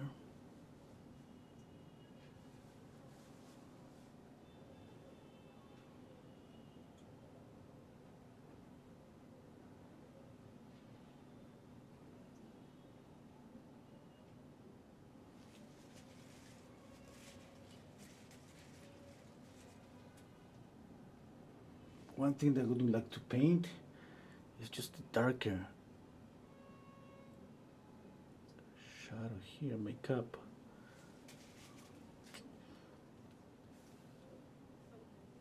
I understand, you know, the makeup. I just don't like it. I don't like painting that because it flattens the eye.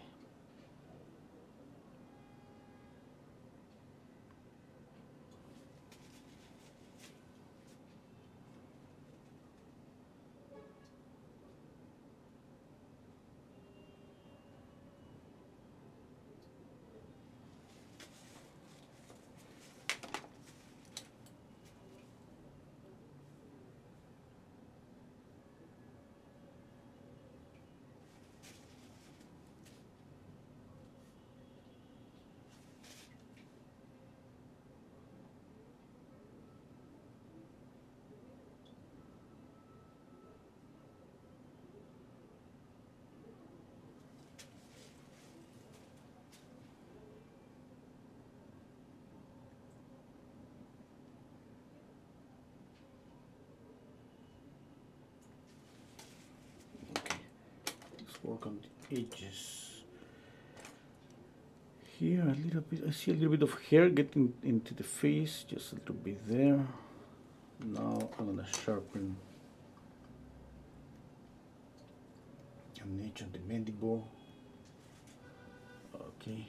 Hello Arabi, hello Ben, hello Mary.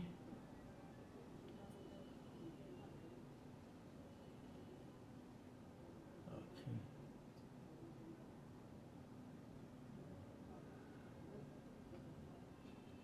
Okay. Let's see. Hello Tina Higer.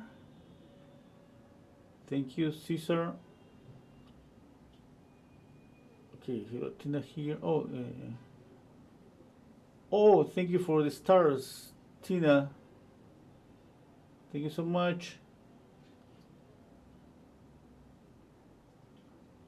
Kathy Fleming saying, learning so much from you, Renzo. You have such a great way of explaining things as you go, what you're doing and why. Yeah, I wanted to read the comments, I wanted to read the comments. Thank you so much. Yeah. It feels so good when somebody tells you that you're doing something good. I don't, it doesn't matter if maybe it's not true. I think it's true. It could be, or maybe not, but it doesn't matter. I like it.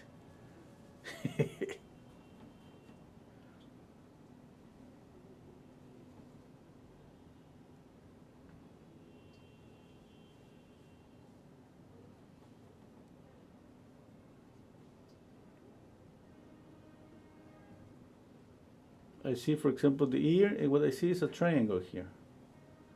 I'm trying to copy what? A triangle.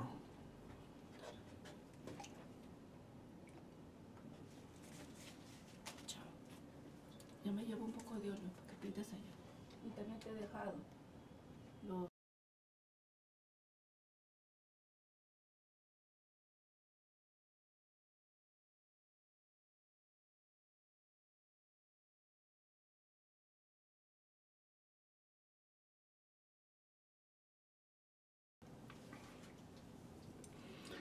Okay, let's see.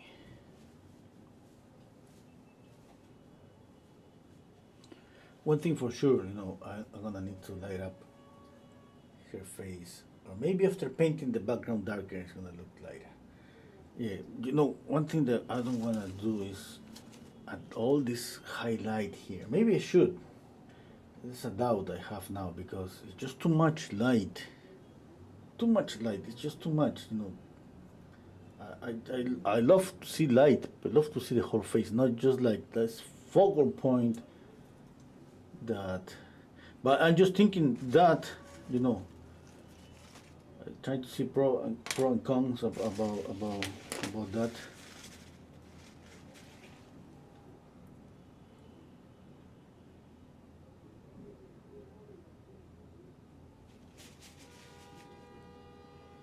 Also finding some edges here.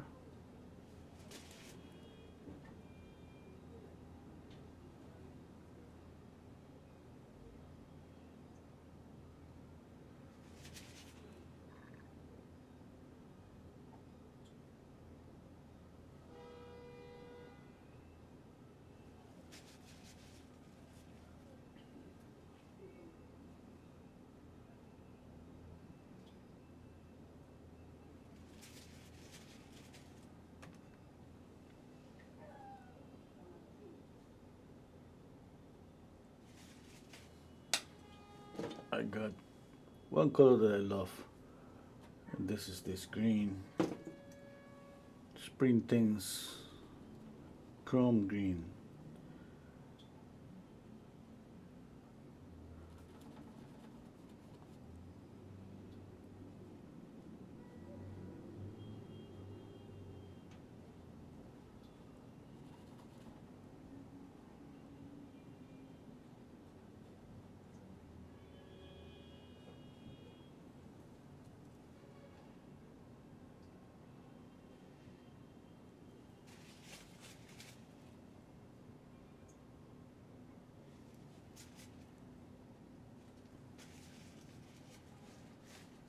think I'm gonna add more light to the face. Yeah.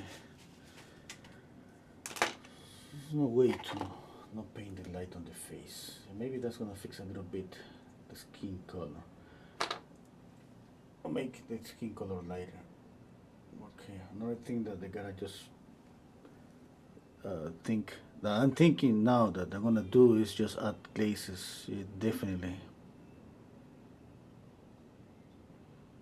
I'm thinking about adding a glaze to light up the shadow just a little bit.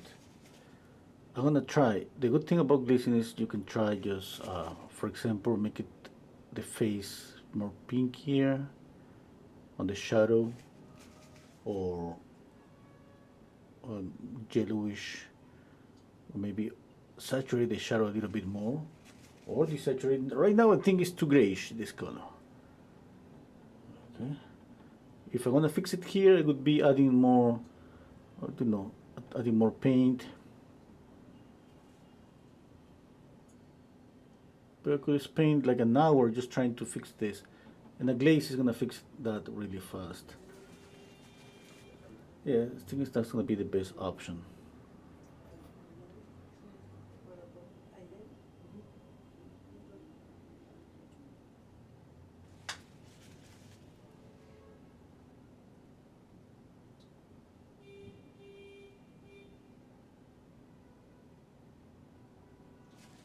One thing I want to do here, the mandible, I need to sharpen this. Okay. Maybe a portion of the neck too, and then soft, then here.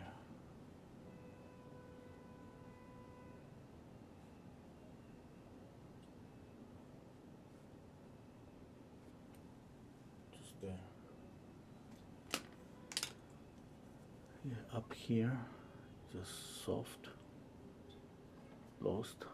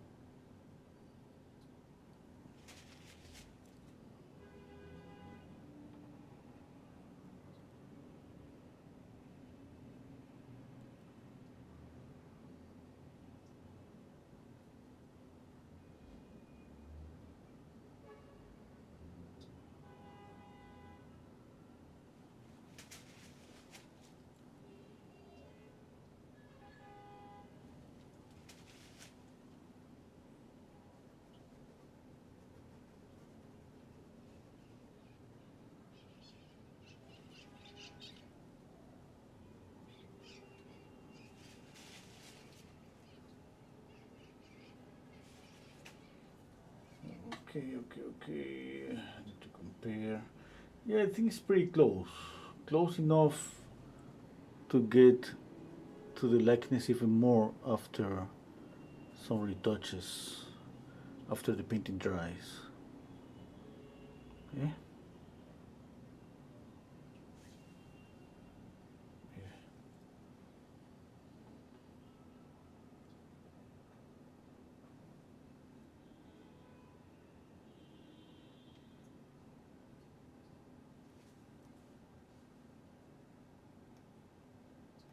Mm.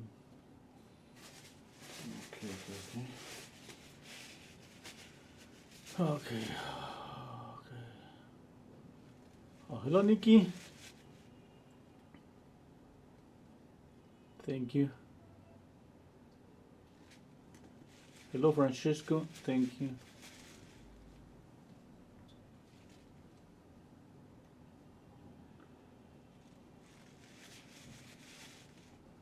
Okay. Hola, Gilberto. Saludos desde Colombia. Gracias.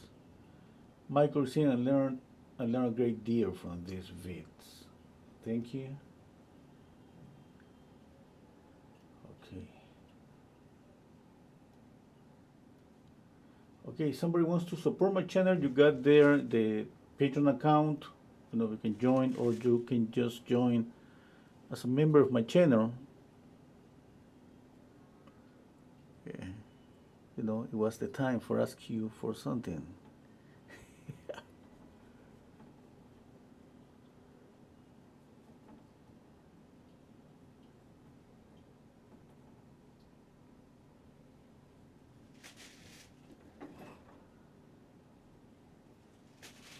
Okay, let's see. I'm gonna change the color. I'm gonna keep this soft, but I gotta change the color in this area. Okay, check out values. Oh, this shadow here, I think it's too thick, and the shadow is more curvy.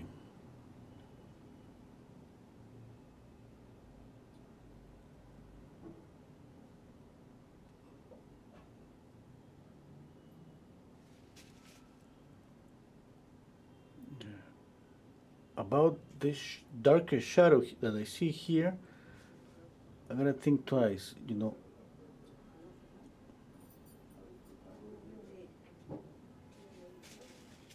Because maybe it's not gonna look okay, those darker shadows.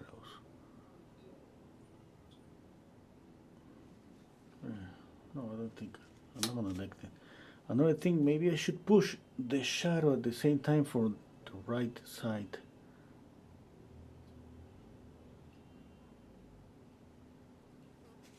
Yeah, there. I'm using this this brush is number 14, round brush.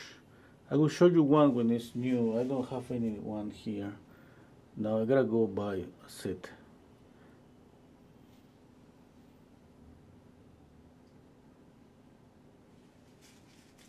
There is a really saturated color here between the light and the shadow. Yeah, I'm gonna add that with a glaze. Somebody asked me about glazes. Now I'm gonna just fix all my problems with glazes.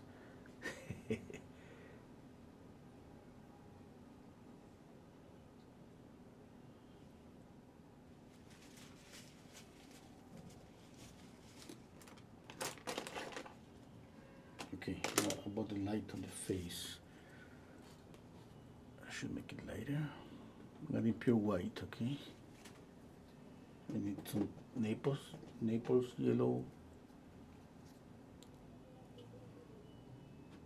Just a little bit.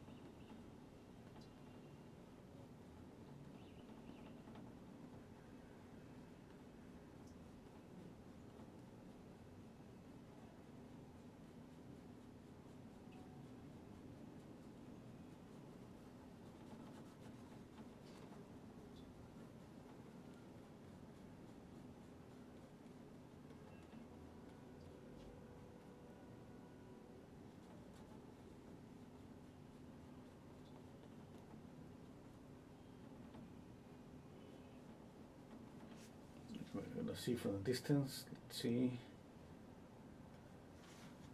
I think that's good.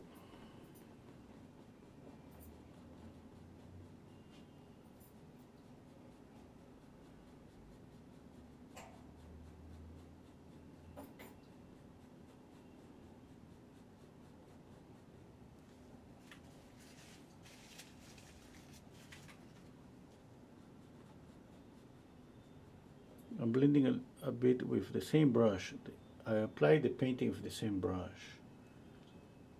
It's a bristle brush. And after blending a little bit with this brush, I'm going to use the other one, the softer one.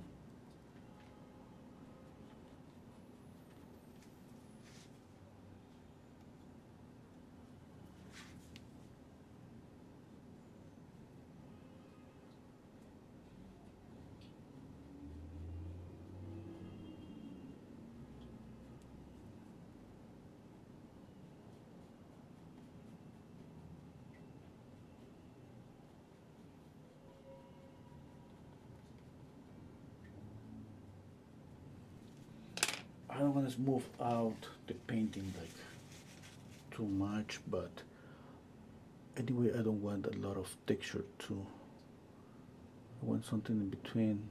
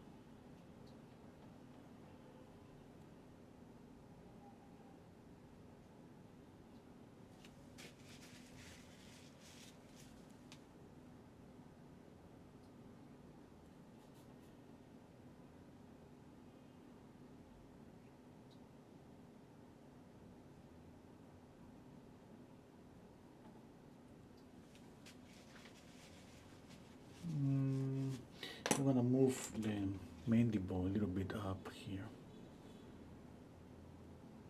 just a tiny bit up.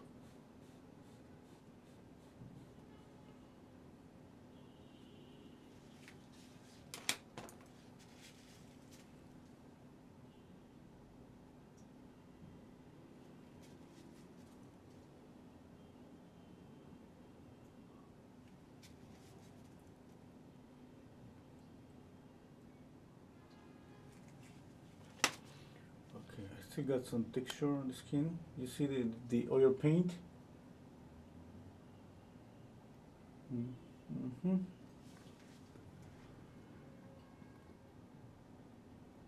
Okay.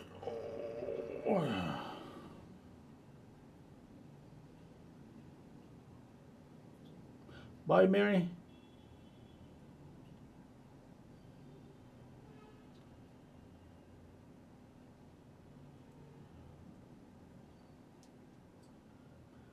Okay. Oh, Mary was saying needs a little of the highlight on the right side. Oh, the neck. Oh, the neck. Yeah, yeah, yeah. Okay, yeah, yeah, yeah. Yeah. Thank you. Uh, Sister is saying it's missing the eyelashes. Oh yeah, I gotta paint the eyelashes. I think I'm gonna paint that after the painting dries.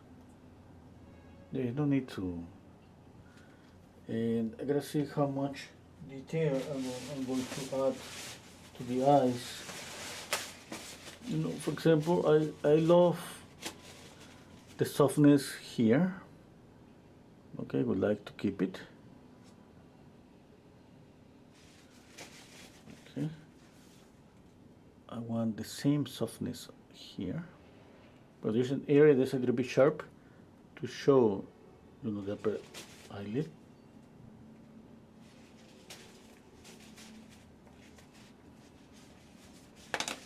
Okay, another thing that I gotta do is here, there's softness transition, you know, between the darker value and the light on the the white of the eye on this clear.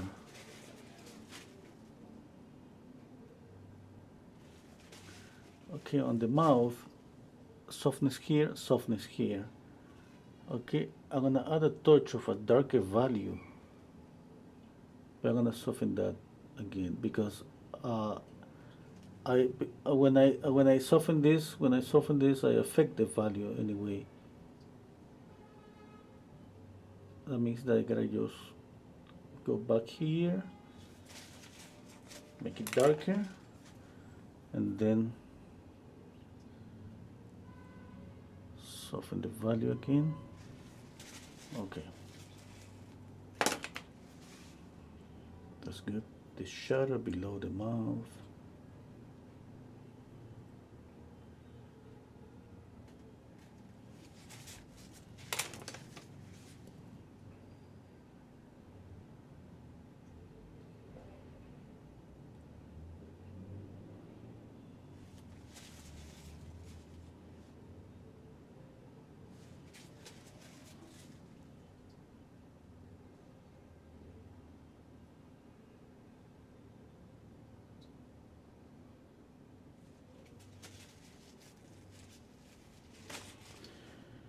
Okay, let's see. Let me think about more edges.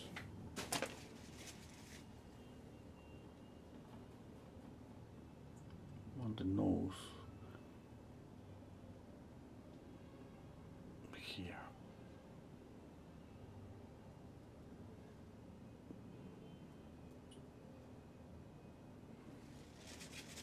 No.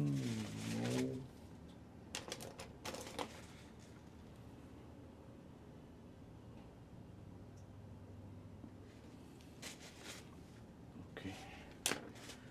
How dark I should paint the nostrils? They look pretty dark on the photograph. But that's something that we shouldn't copy, okay? All those darker values. When you see a real person, you see the nostrils are just an area of the face, that's a shadow, but they have some transparency. It's not a dark, spot like maybe the darker the area on the face where you can pick up pure black. That would be the pupil. Okay, next to the highlight here, both eyes. That's only black that you can see. In this case, because she's using makeup, I can just mix black with alizarin crimson. Oh, this is not black, this is rubber, this one. Oh my god, I got a little bit of paint here. Yeah. And paint just black and alizarin crimson, okay? Paint, I need to zoom in the photograph, just 1 second. Yeah.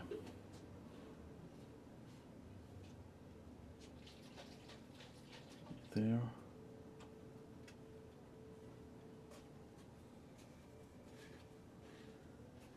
Here, this eye here.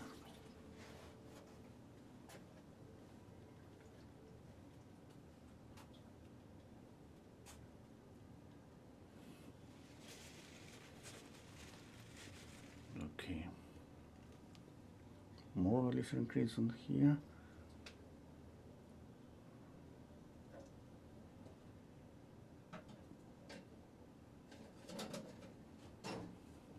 There.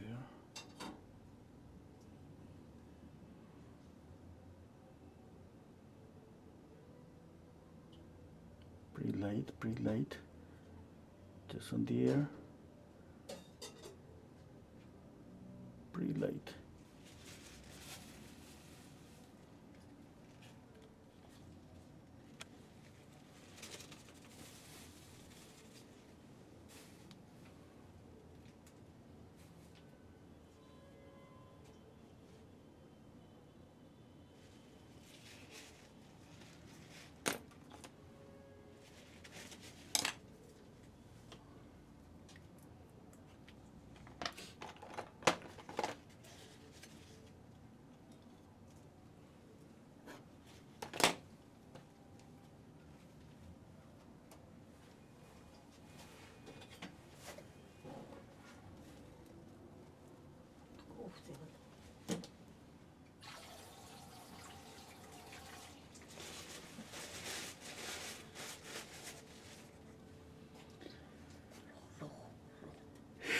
Do you see a hand on the screen? That was my mom's hand.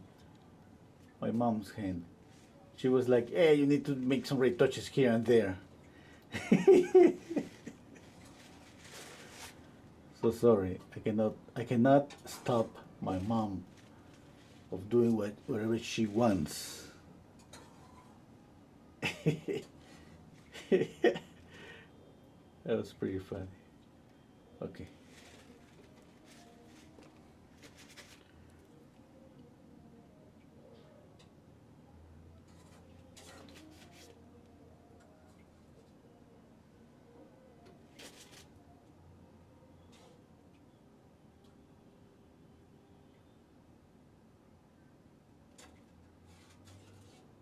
You know, my mom, she's a painter.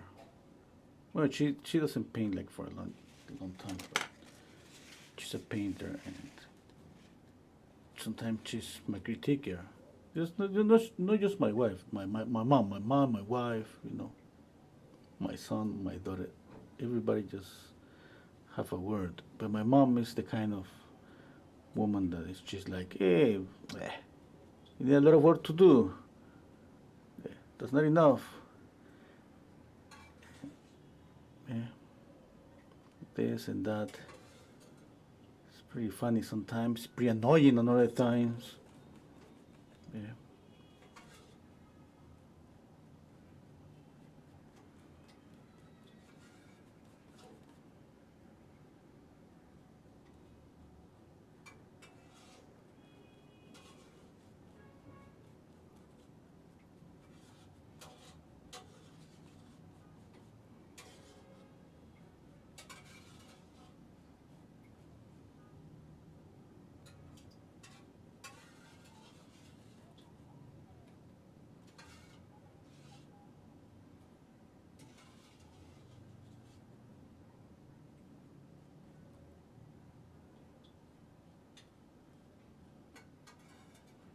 Trying to make this a little bit reddish.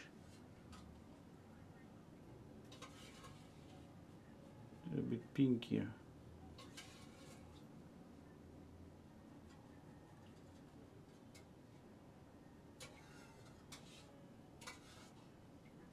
At the same time, a little bit of texture to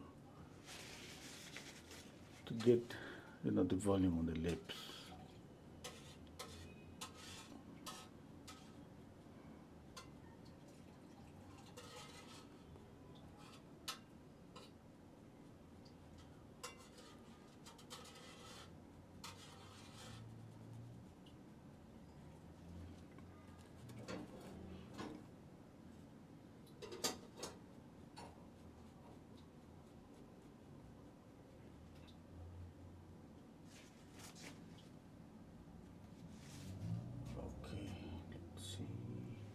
Need to step back.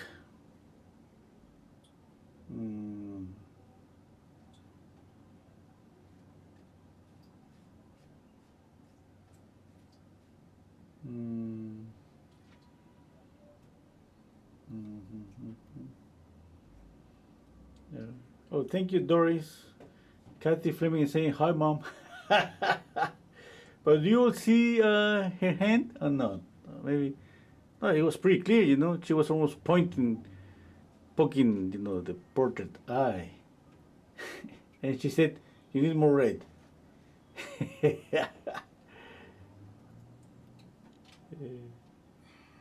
Anyway.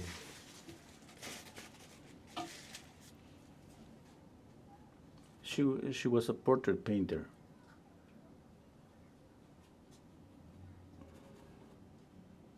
Yeah.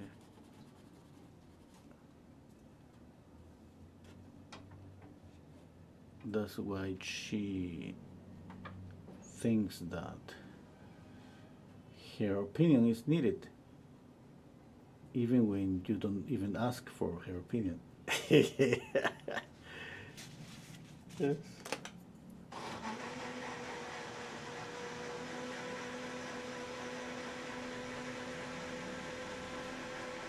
No, you just you hear a noise. That's hair. You're not using the blender.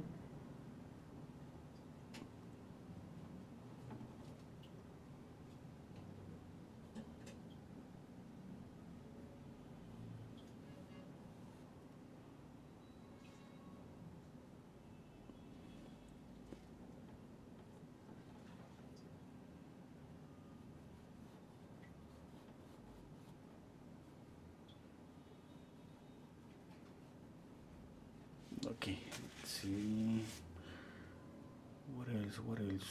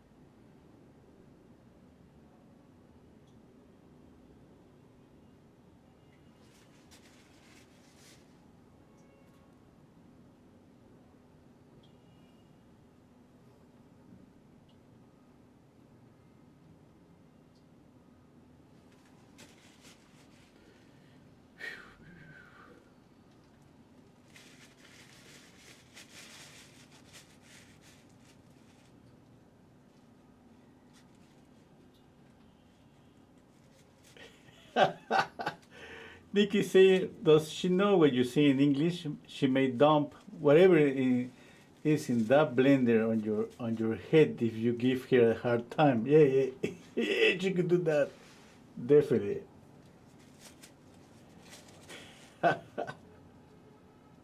Thank you, Nikki. Hello, Chris.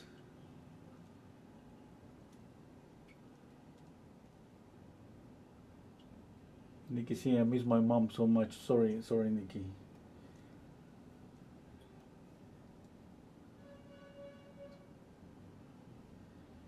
Okay. Gary saying I have had some issues with Gamvar as well. Might be the atmospheric temps when I apply it. Speaking about, I think you're speaking about varnish. Okay.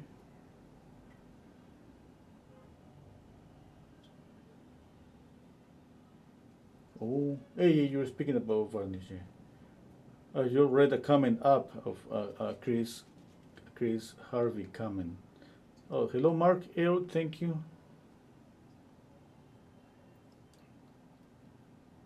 Yeah.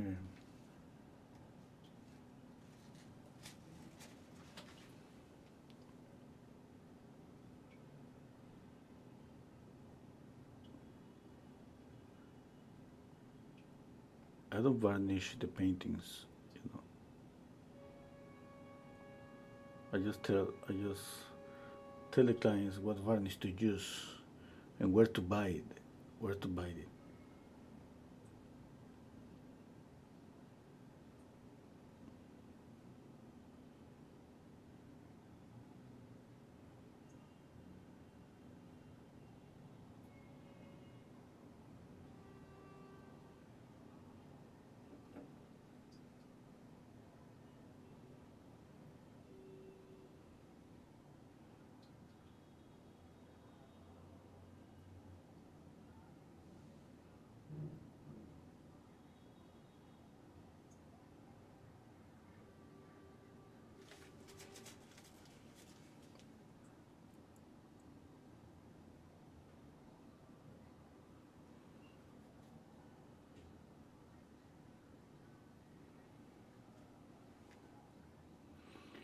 I think I got a mistake on the width of the nose.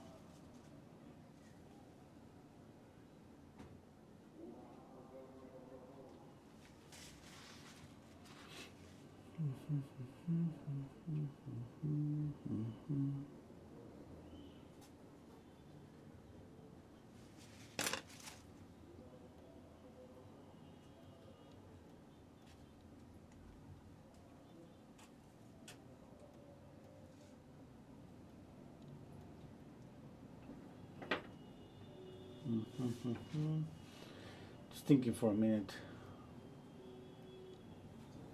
Just thinking about the face. Oh, Chris saying time for more lemons. Hey. Oh, we're gonna paint more lemons this Saturday, Chris. Come back, man. Come back to the class. Okay.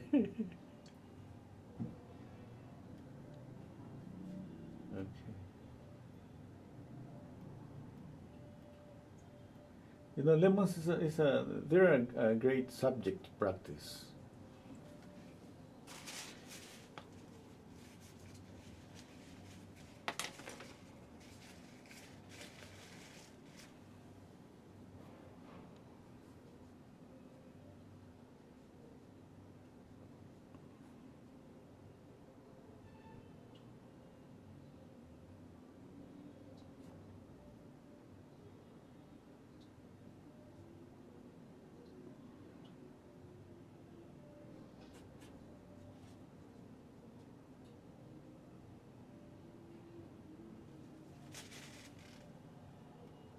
Hey, Chris, you come back and promise you're gonna paint a hamburger. What about that?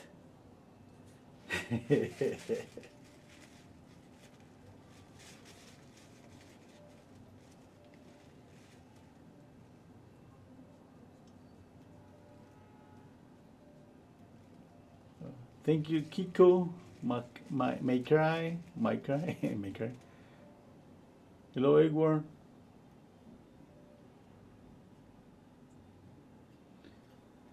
Okay. Okay. What else? I think it's just a few more minutes. Okay. Hmm. Yeah. Oh, Monica's asking me about. Yeah, gonna be live Thursday, as usual. Well, let me check out. Thursday is 21. Yeah. That's gonna be okay. 21.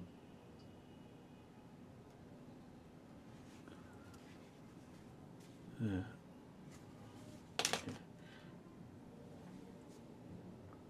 These days are kind of crazy here. You know, you know that I live in Lima, Peru, downtown, and now if I go out, it's almost possible even crossing the street. You know, it's just horrible. This is the hour between 5 to 8 p.m. It's crazy. Especially here because here there are a lot of agencies, travel agencies that go to provinces, and that's one of the reasons why it's always pretty crowded. Especially in these days that everybody's going to spend some Christmas on some of provinces of Peru.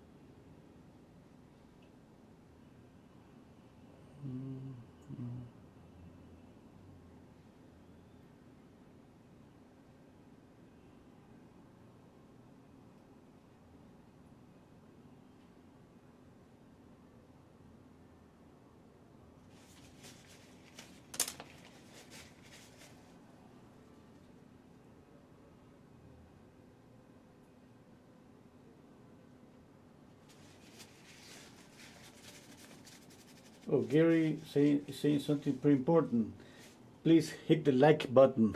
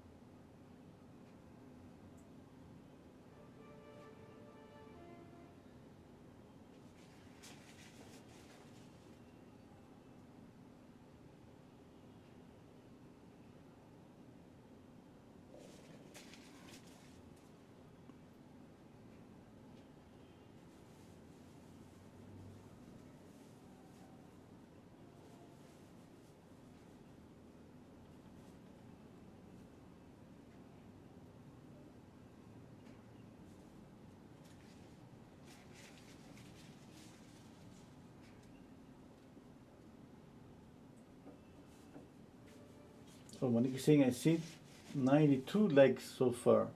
Oh, that's not enough. That's not enough. We need to get to 1,000.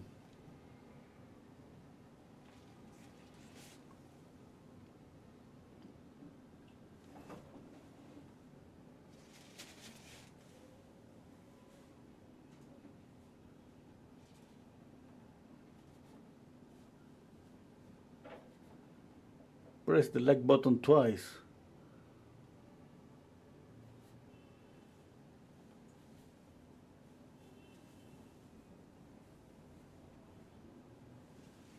Yeah.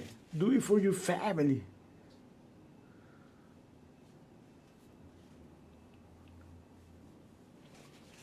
Need a little bit of water.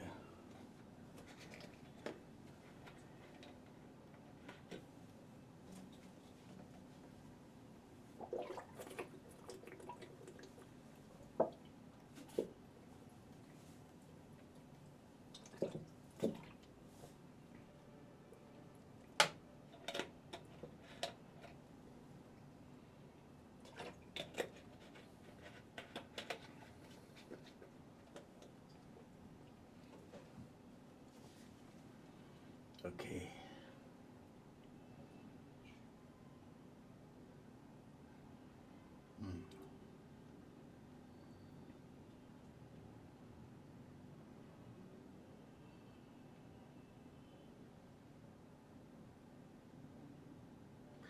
Okay. I'm checking. Right now I'm closing one eye, then the next eye, and then comparing again, and then pimple my eyes really fast.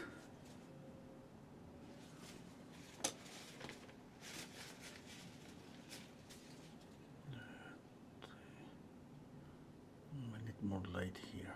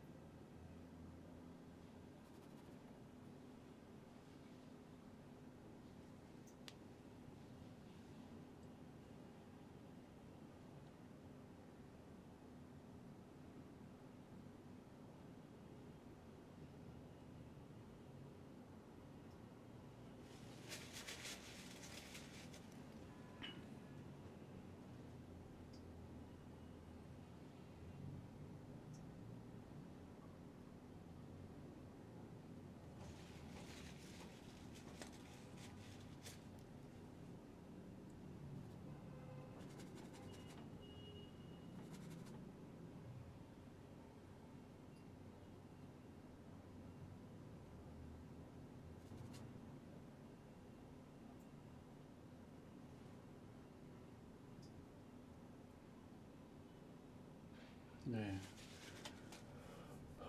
If I press twice, it cancels out the razor. Yeah. It cancels out the like. Yeah. Don't press twice.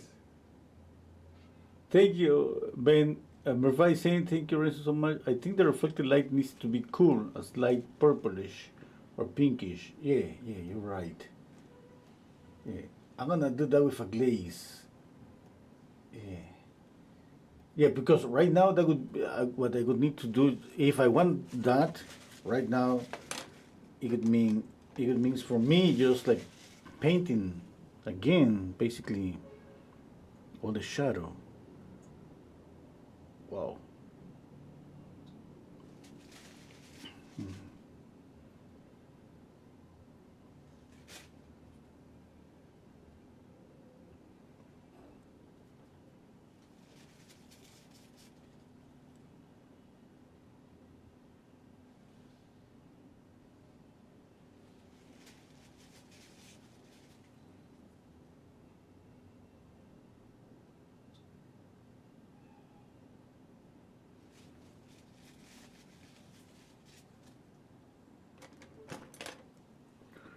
Let's see some wrinkles here on the lip.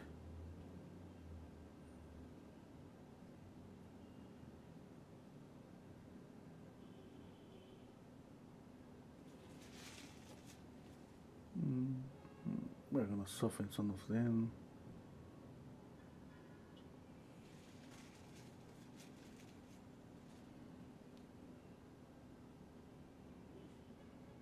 Okay, 1 second. I'm gonna drink water.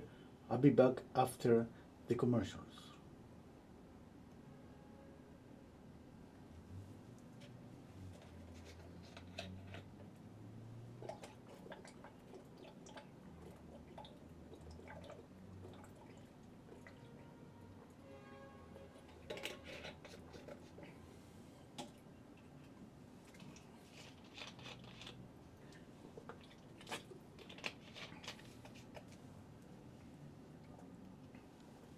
Okay, I was just drinking water.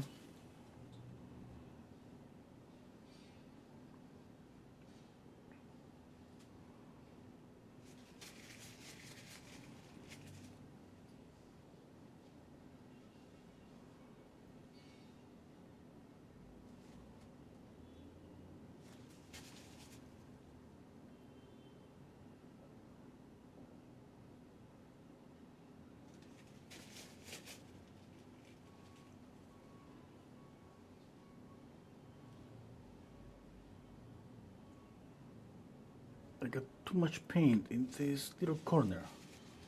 Every time I move the brush, kind of, you know.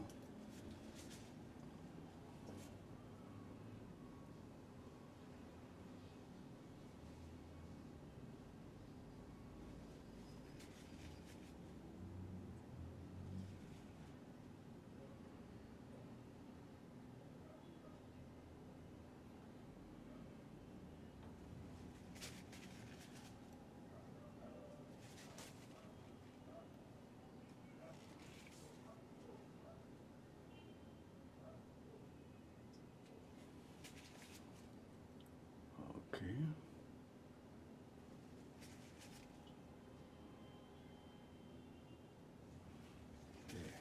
I think that's enough. You know, get the feeling that I don't do it that much, just going over and over. Yeah. Just I think just need to rest my eyes before continue.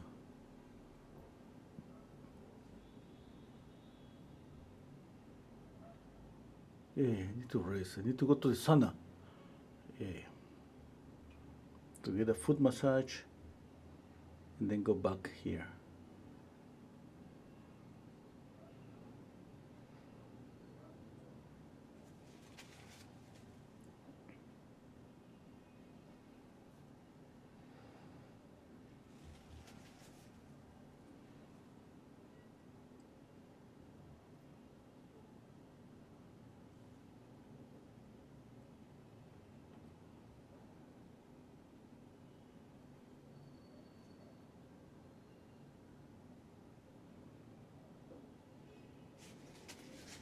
Oh, I didn't blend the shadow here.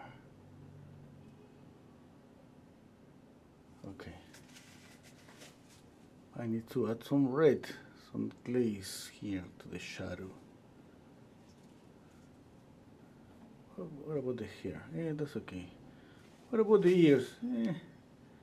That's okay.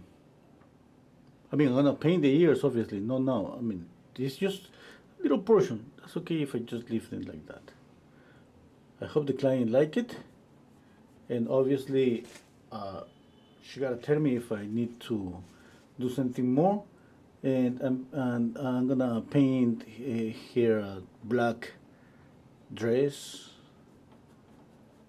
I'm gonna paint here on a black dress, and yeah, basically just that. About the background, I think darker, just like the photograph. I mean, you know, I retouched the photograph. You know, you see the V shape of the dress. Maybe we change it. I don't know, but the background is gonna be darker. Right now, I don't wanna do that because I don't wanna get rid of my palette yet. I'm gonna paint on the work on the face for at least a couple of days. Yeah. Yeah, I don't know, you know. Or maybe I should just take out the colors, paint the background dark, and then see if I got enough light on the face. Because I'm thinking about lighting up the face, but at the same time, when I know if I paint the background darker, the face and the dress black, a black dress, you know, I know because of the contrast that the face is gonna look a little bit lighter, and then maybe that's gonna be enough. Okay, yeah. Okay. Yeah, I think, yeah. Yeah, I think that's enough, yeah. I don't wanna do more. I mean, I got more things to do, definitely, but I am on a point that I don't know exactly if what I'm going to do is gonna fix it, or maybe I'm gonna change things for no reason, just to kind of be back and forth, just changing and changing again things. I gotta rest. Yeah, I gotta rest my eyes. Yeah, and check out later. Yeah, I think that would be for today. Yeah.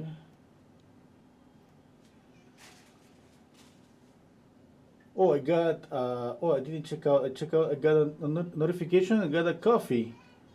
Oh, thank you so much, Eric Witton. I got a coffee from Eric Witton. Yeah. The coffee is the thing. It's called coffee. Coffee. I'm gonna put the link in case somebody wants to send me coffee. Here's the link. I'm gonna put it in the comments, okay? That's the coffee link. And my Patreon, I forgot to put my Patreon. Here's my Patreon. The link to the Patreon. Okay, I think that's gonna be for today. Yeah. What is? No. I mean, all the changes that I see, I gotta wait.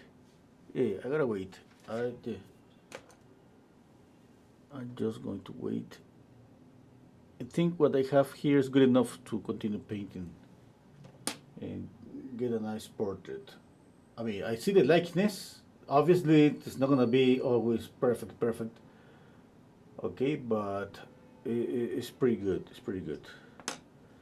Oh, promote your sales. Oh, okay. Good night. Oh, yeah, I got a sale on my Patreon account. If you join my Patreon or you're a patron, you can get a painting. I got a sale. All the paintings that we've been painting, you know, on the lessons on Sundays and Saturdays, I got them for the portraits for $100, shipping free shipping, you know. And the still lifes and the paintings that we paint Saturdays is still life landscapes anymore for $70. Original paintings, oil paintings. Those are for my patrons. See, when I take advantage of that, you gotta join my Patreon. Yeah, because it's a really good price, but that's kind of just for like a sale for patrons. Okay. And yeah, that's it.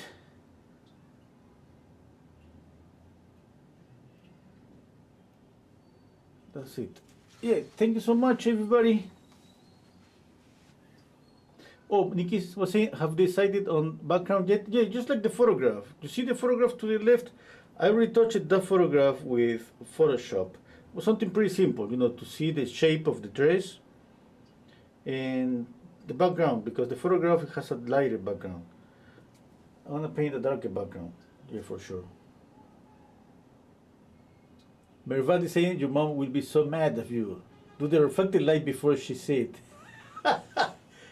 Yeah, I gotta do it. Yeah, she said too much red. You need more red. No, not too much red. She said you need more red on the portrait. She made like something like need more red. Eh, bye everybody. See you all next time. See you all Thursday. Okay. Take care, you all. Thank you for being here. Thank you so much for support my channel. Oh, I got another coffee. Oh, thank you so much, Nikki. Hey, I got another coffee.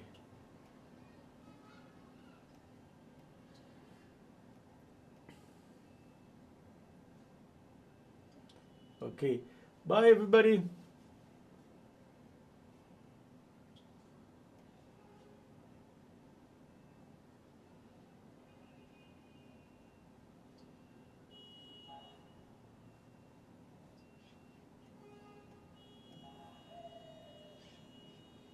Thank you, Deborah. Gracias, Israel.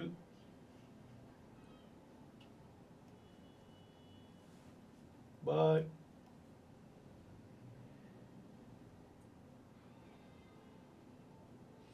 Oh, happy holidays. You know, for the people that celebrate Christmas, happy Christmas. If I don't see you, yeah, but I'm gonna be here Thursday. I hope so. I shouldn't say. Yeah, but I'm gonna try to be here on Thursday.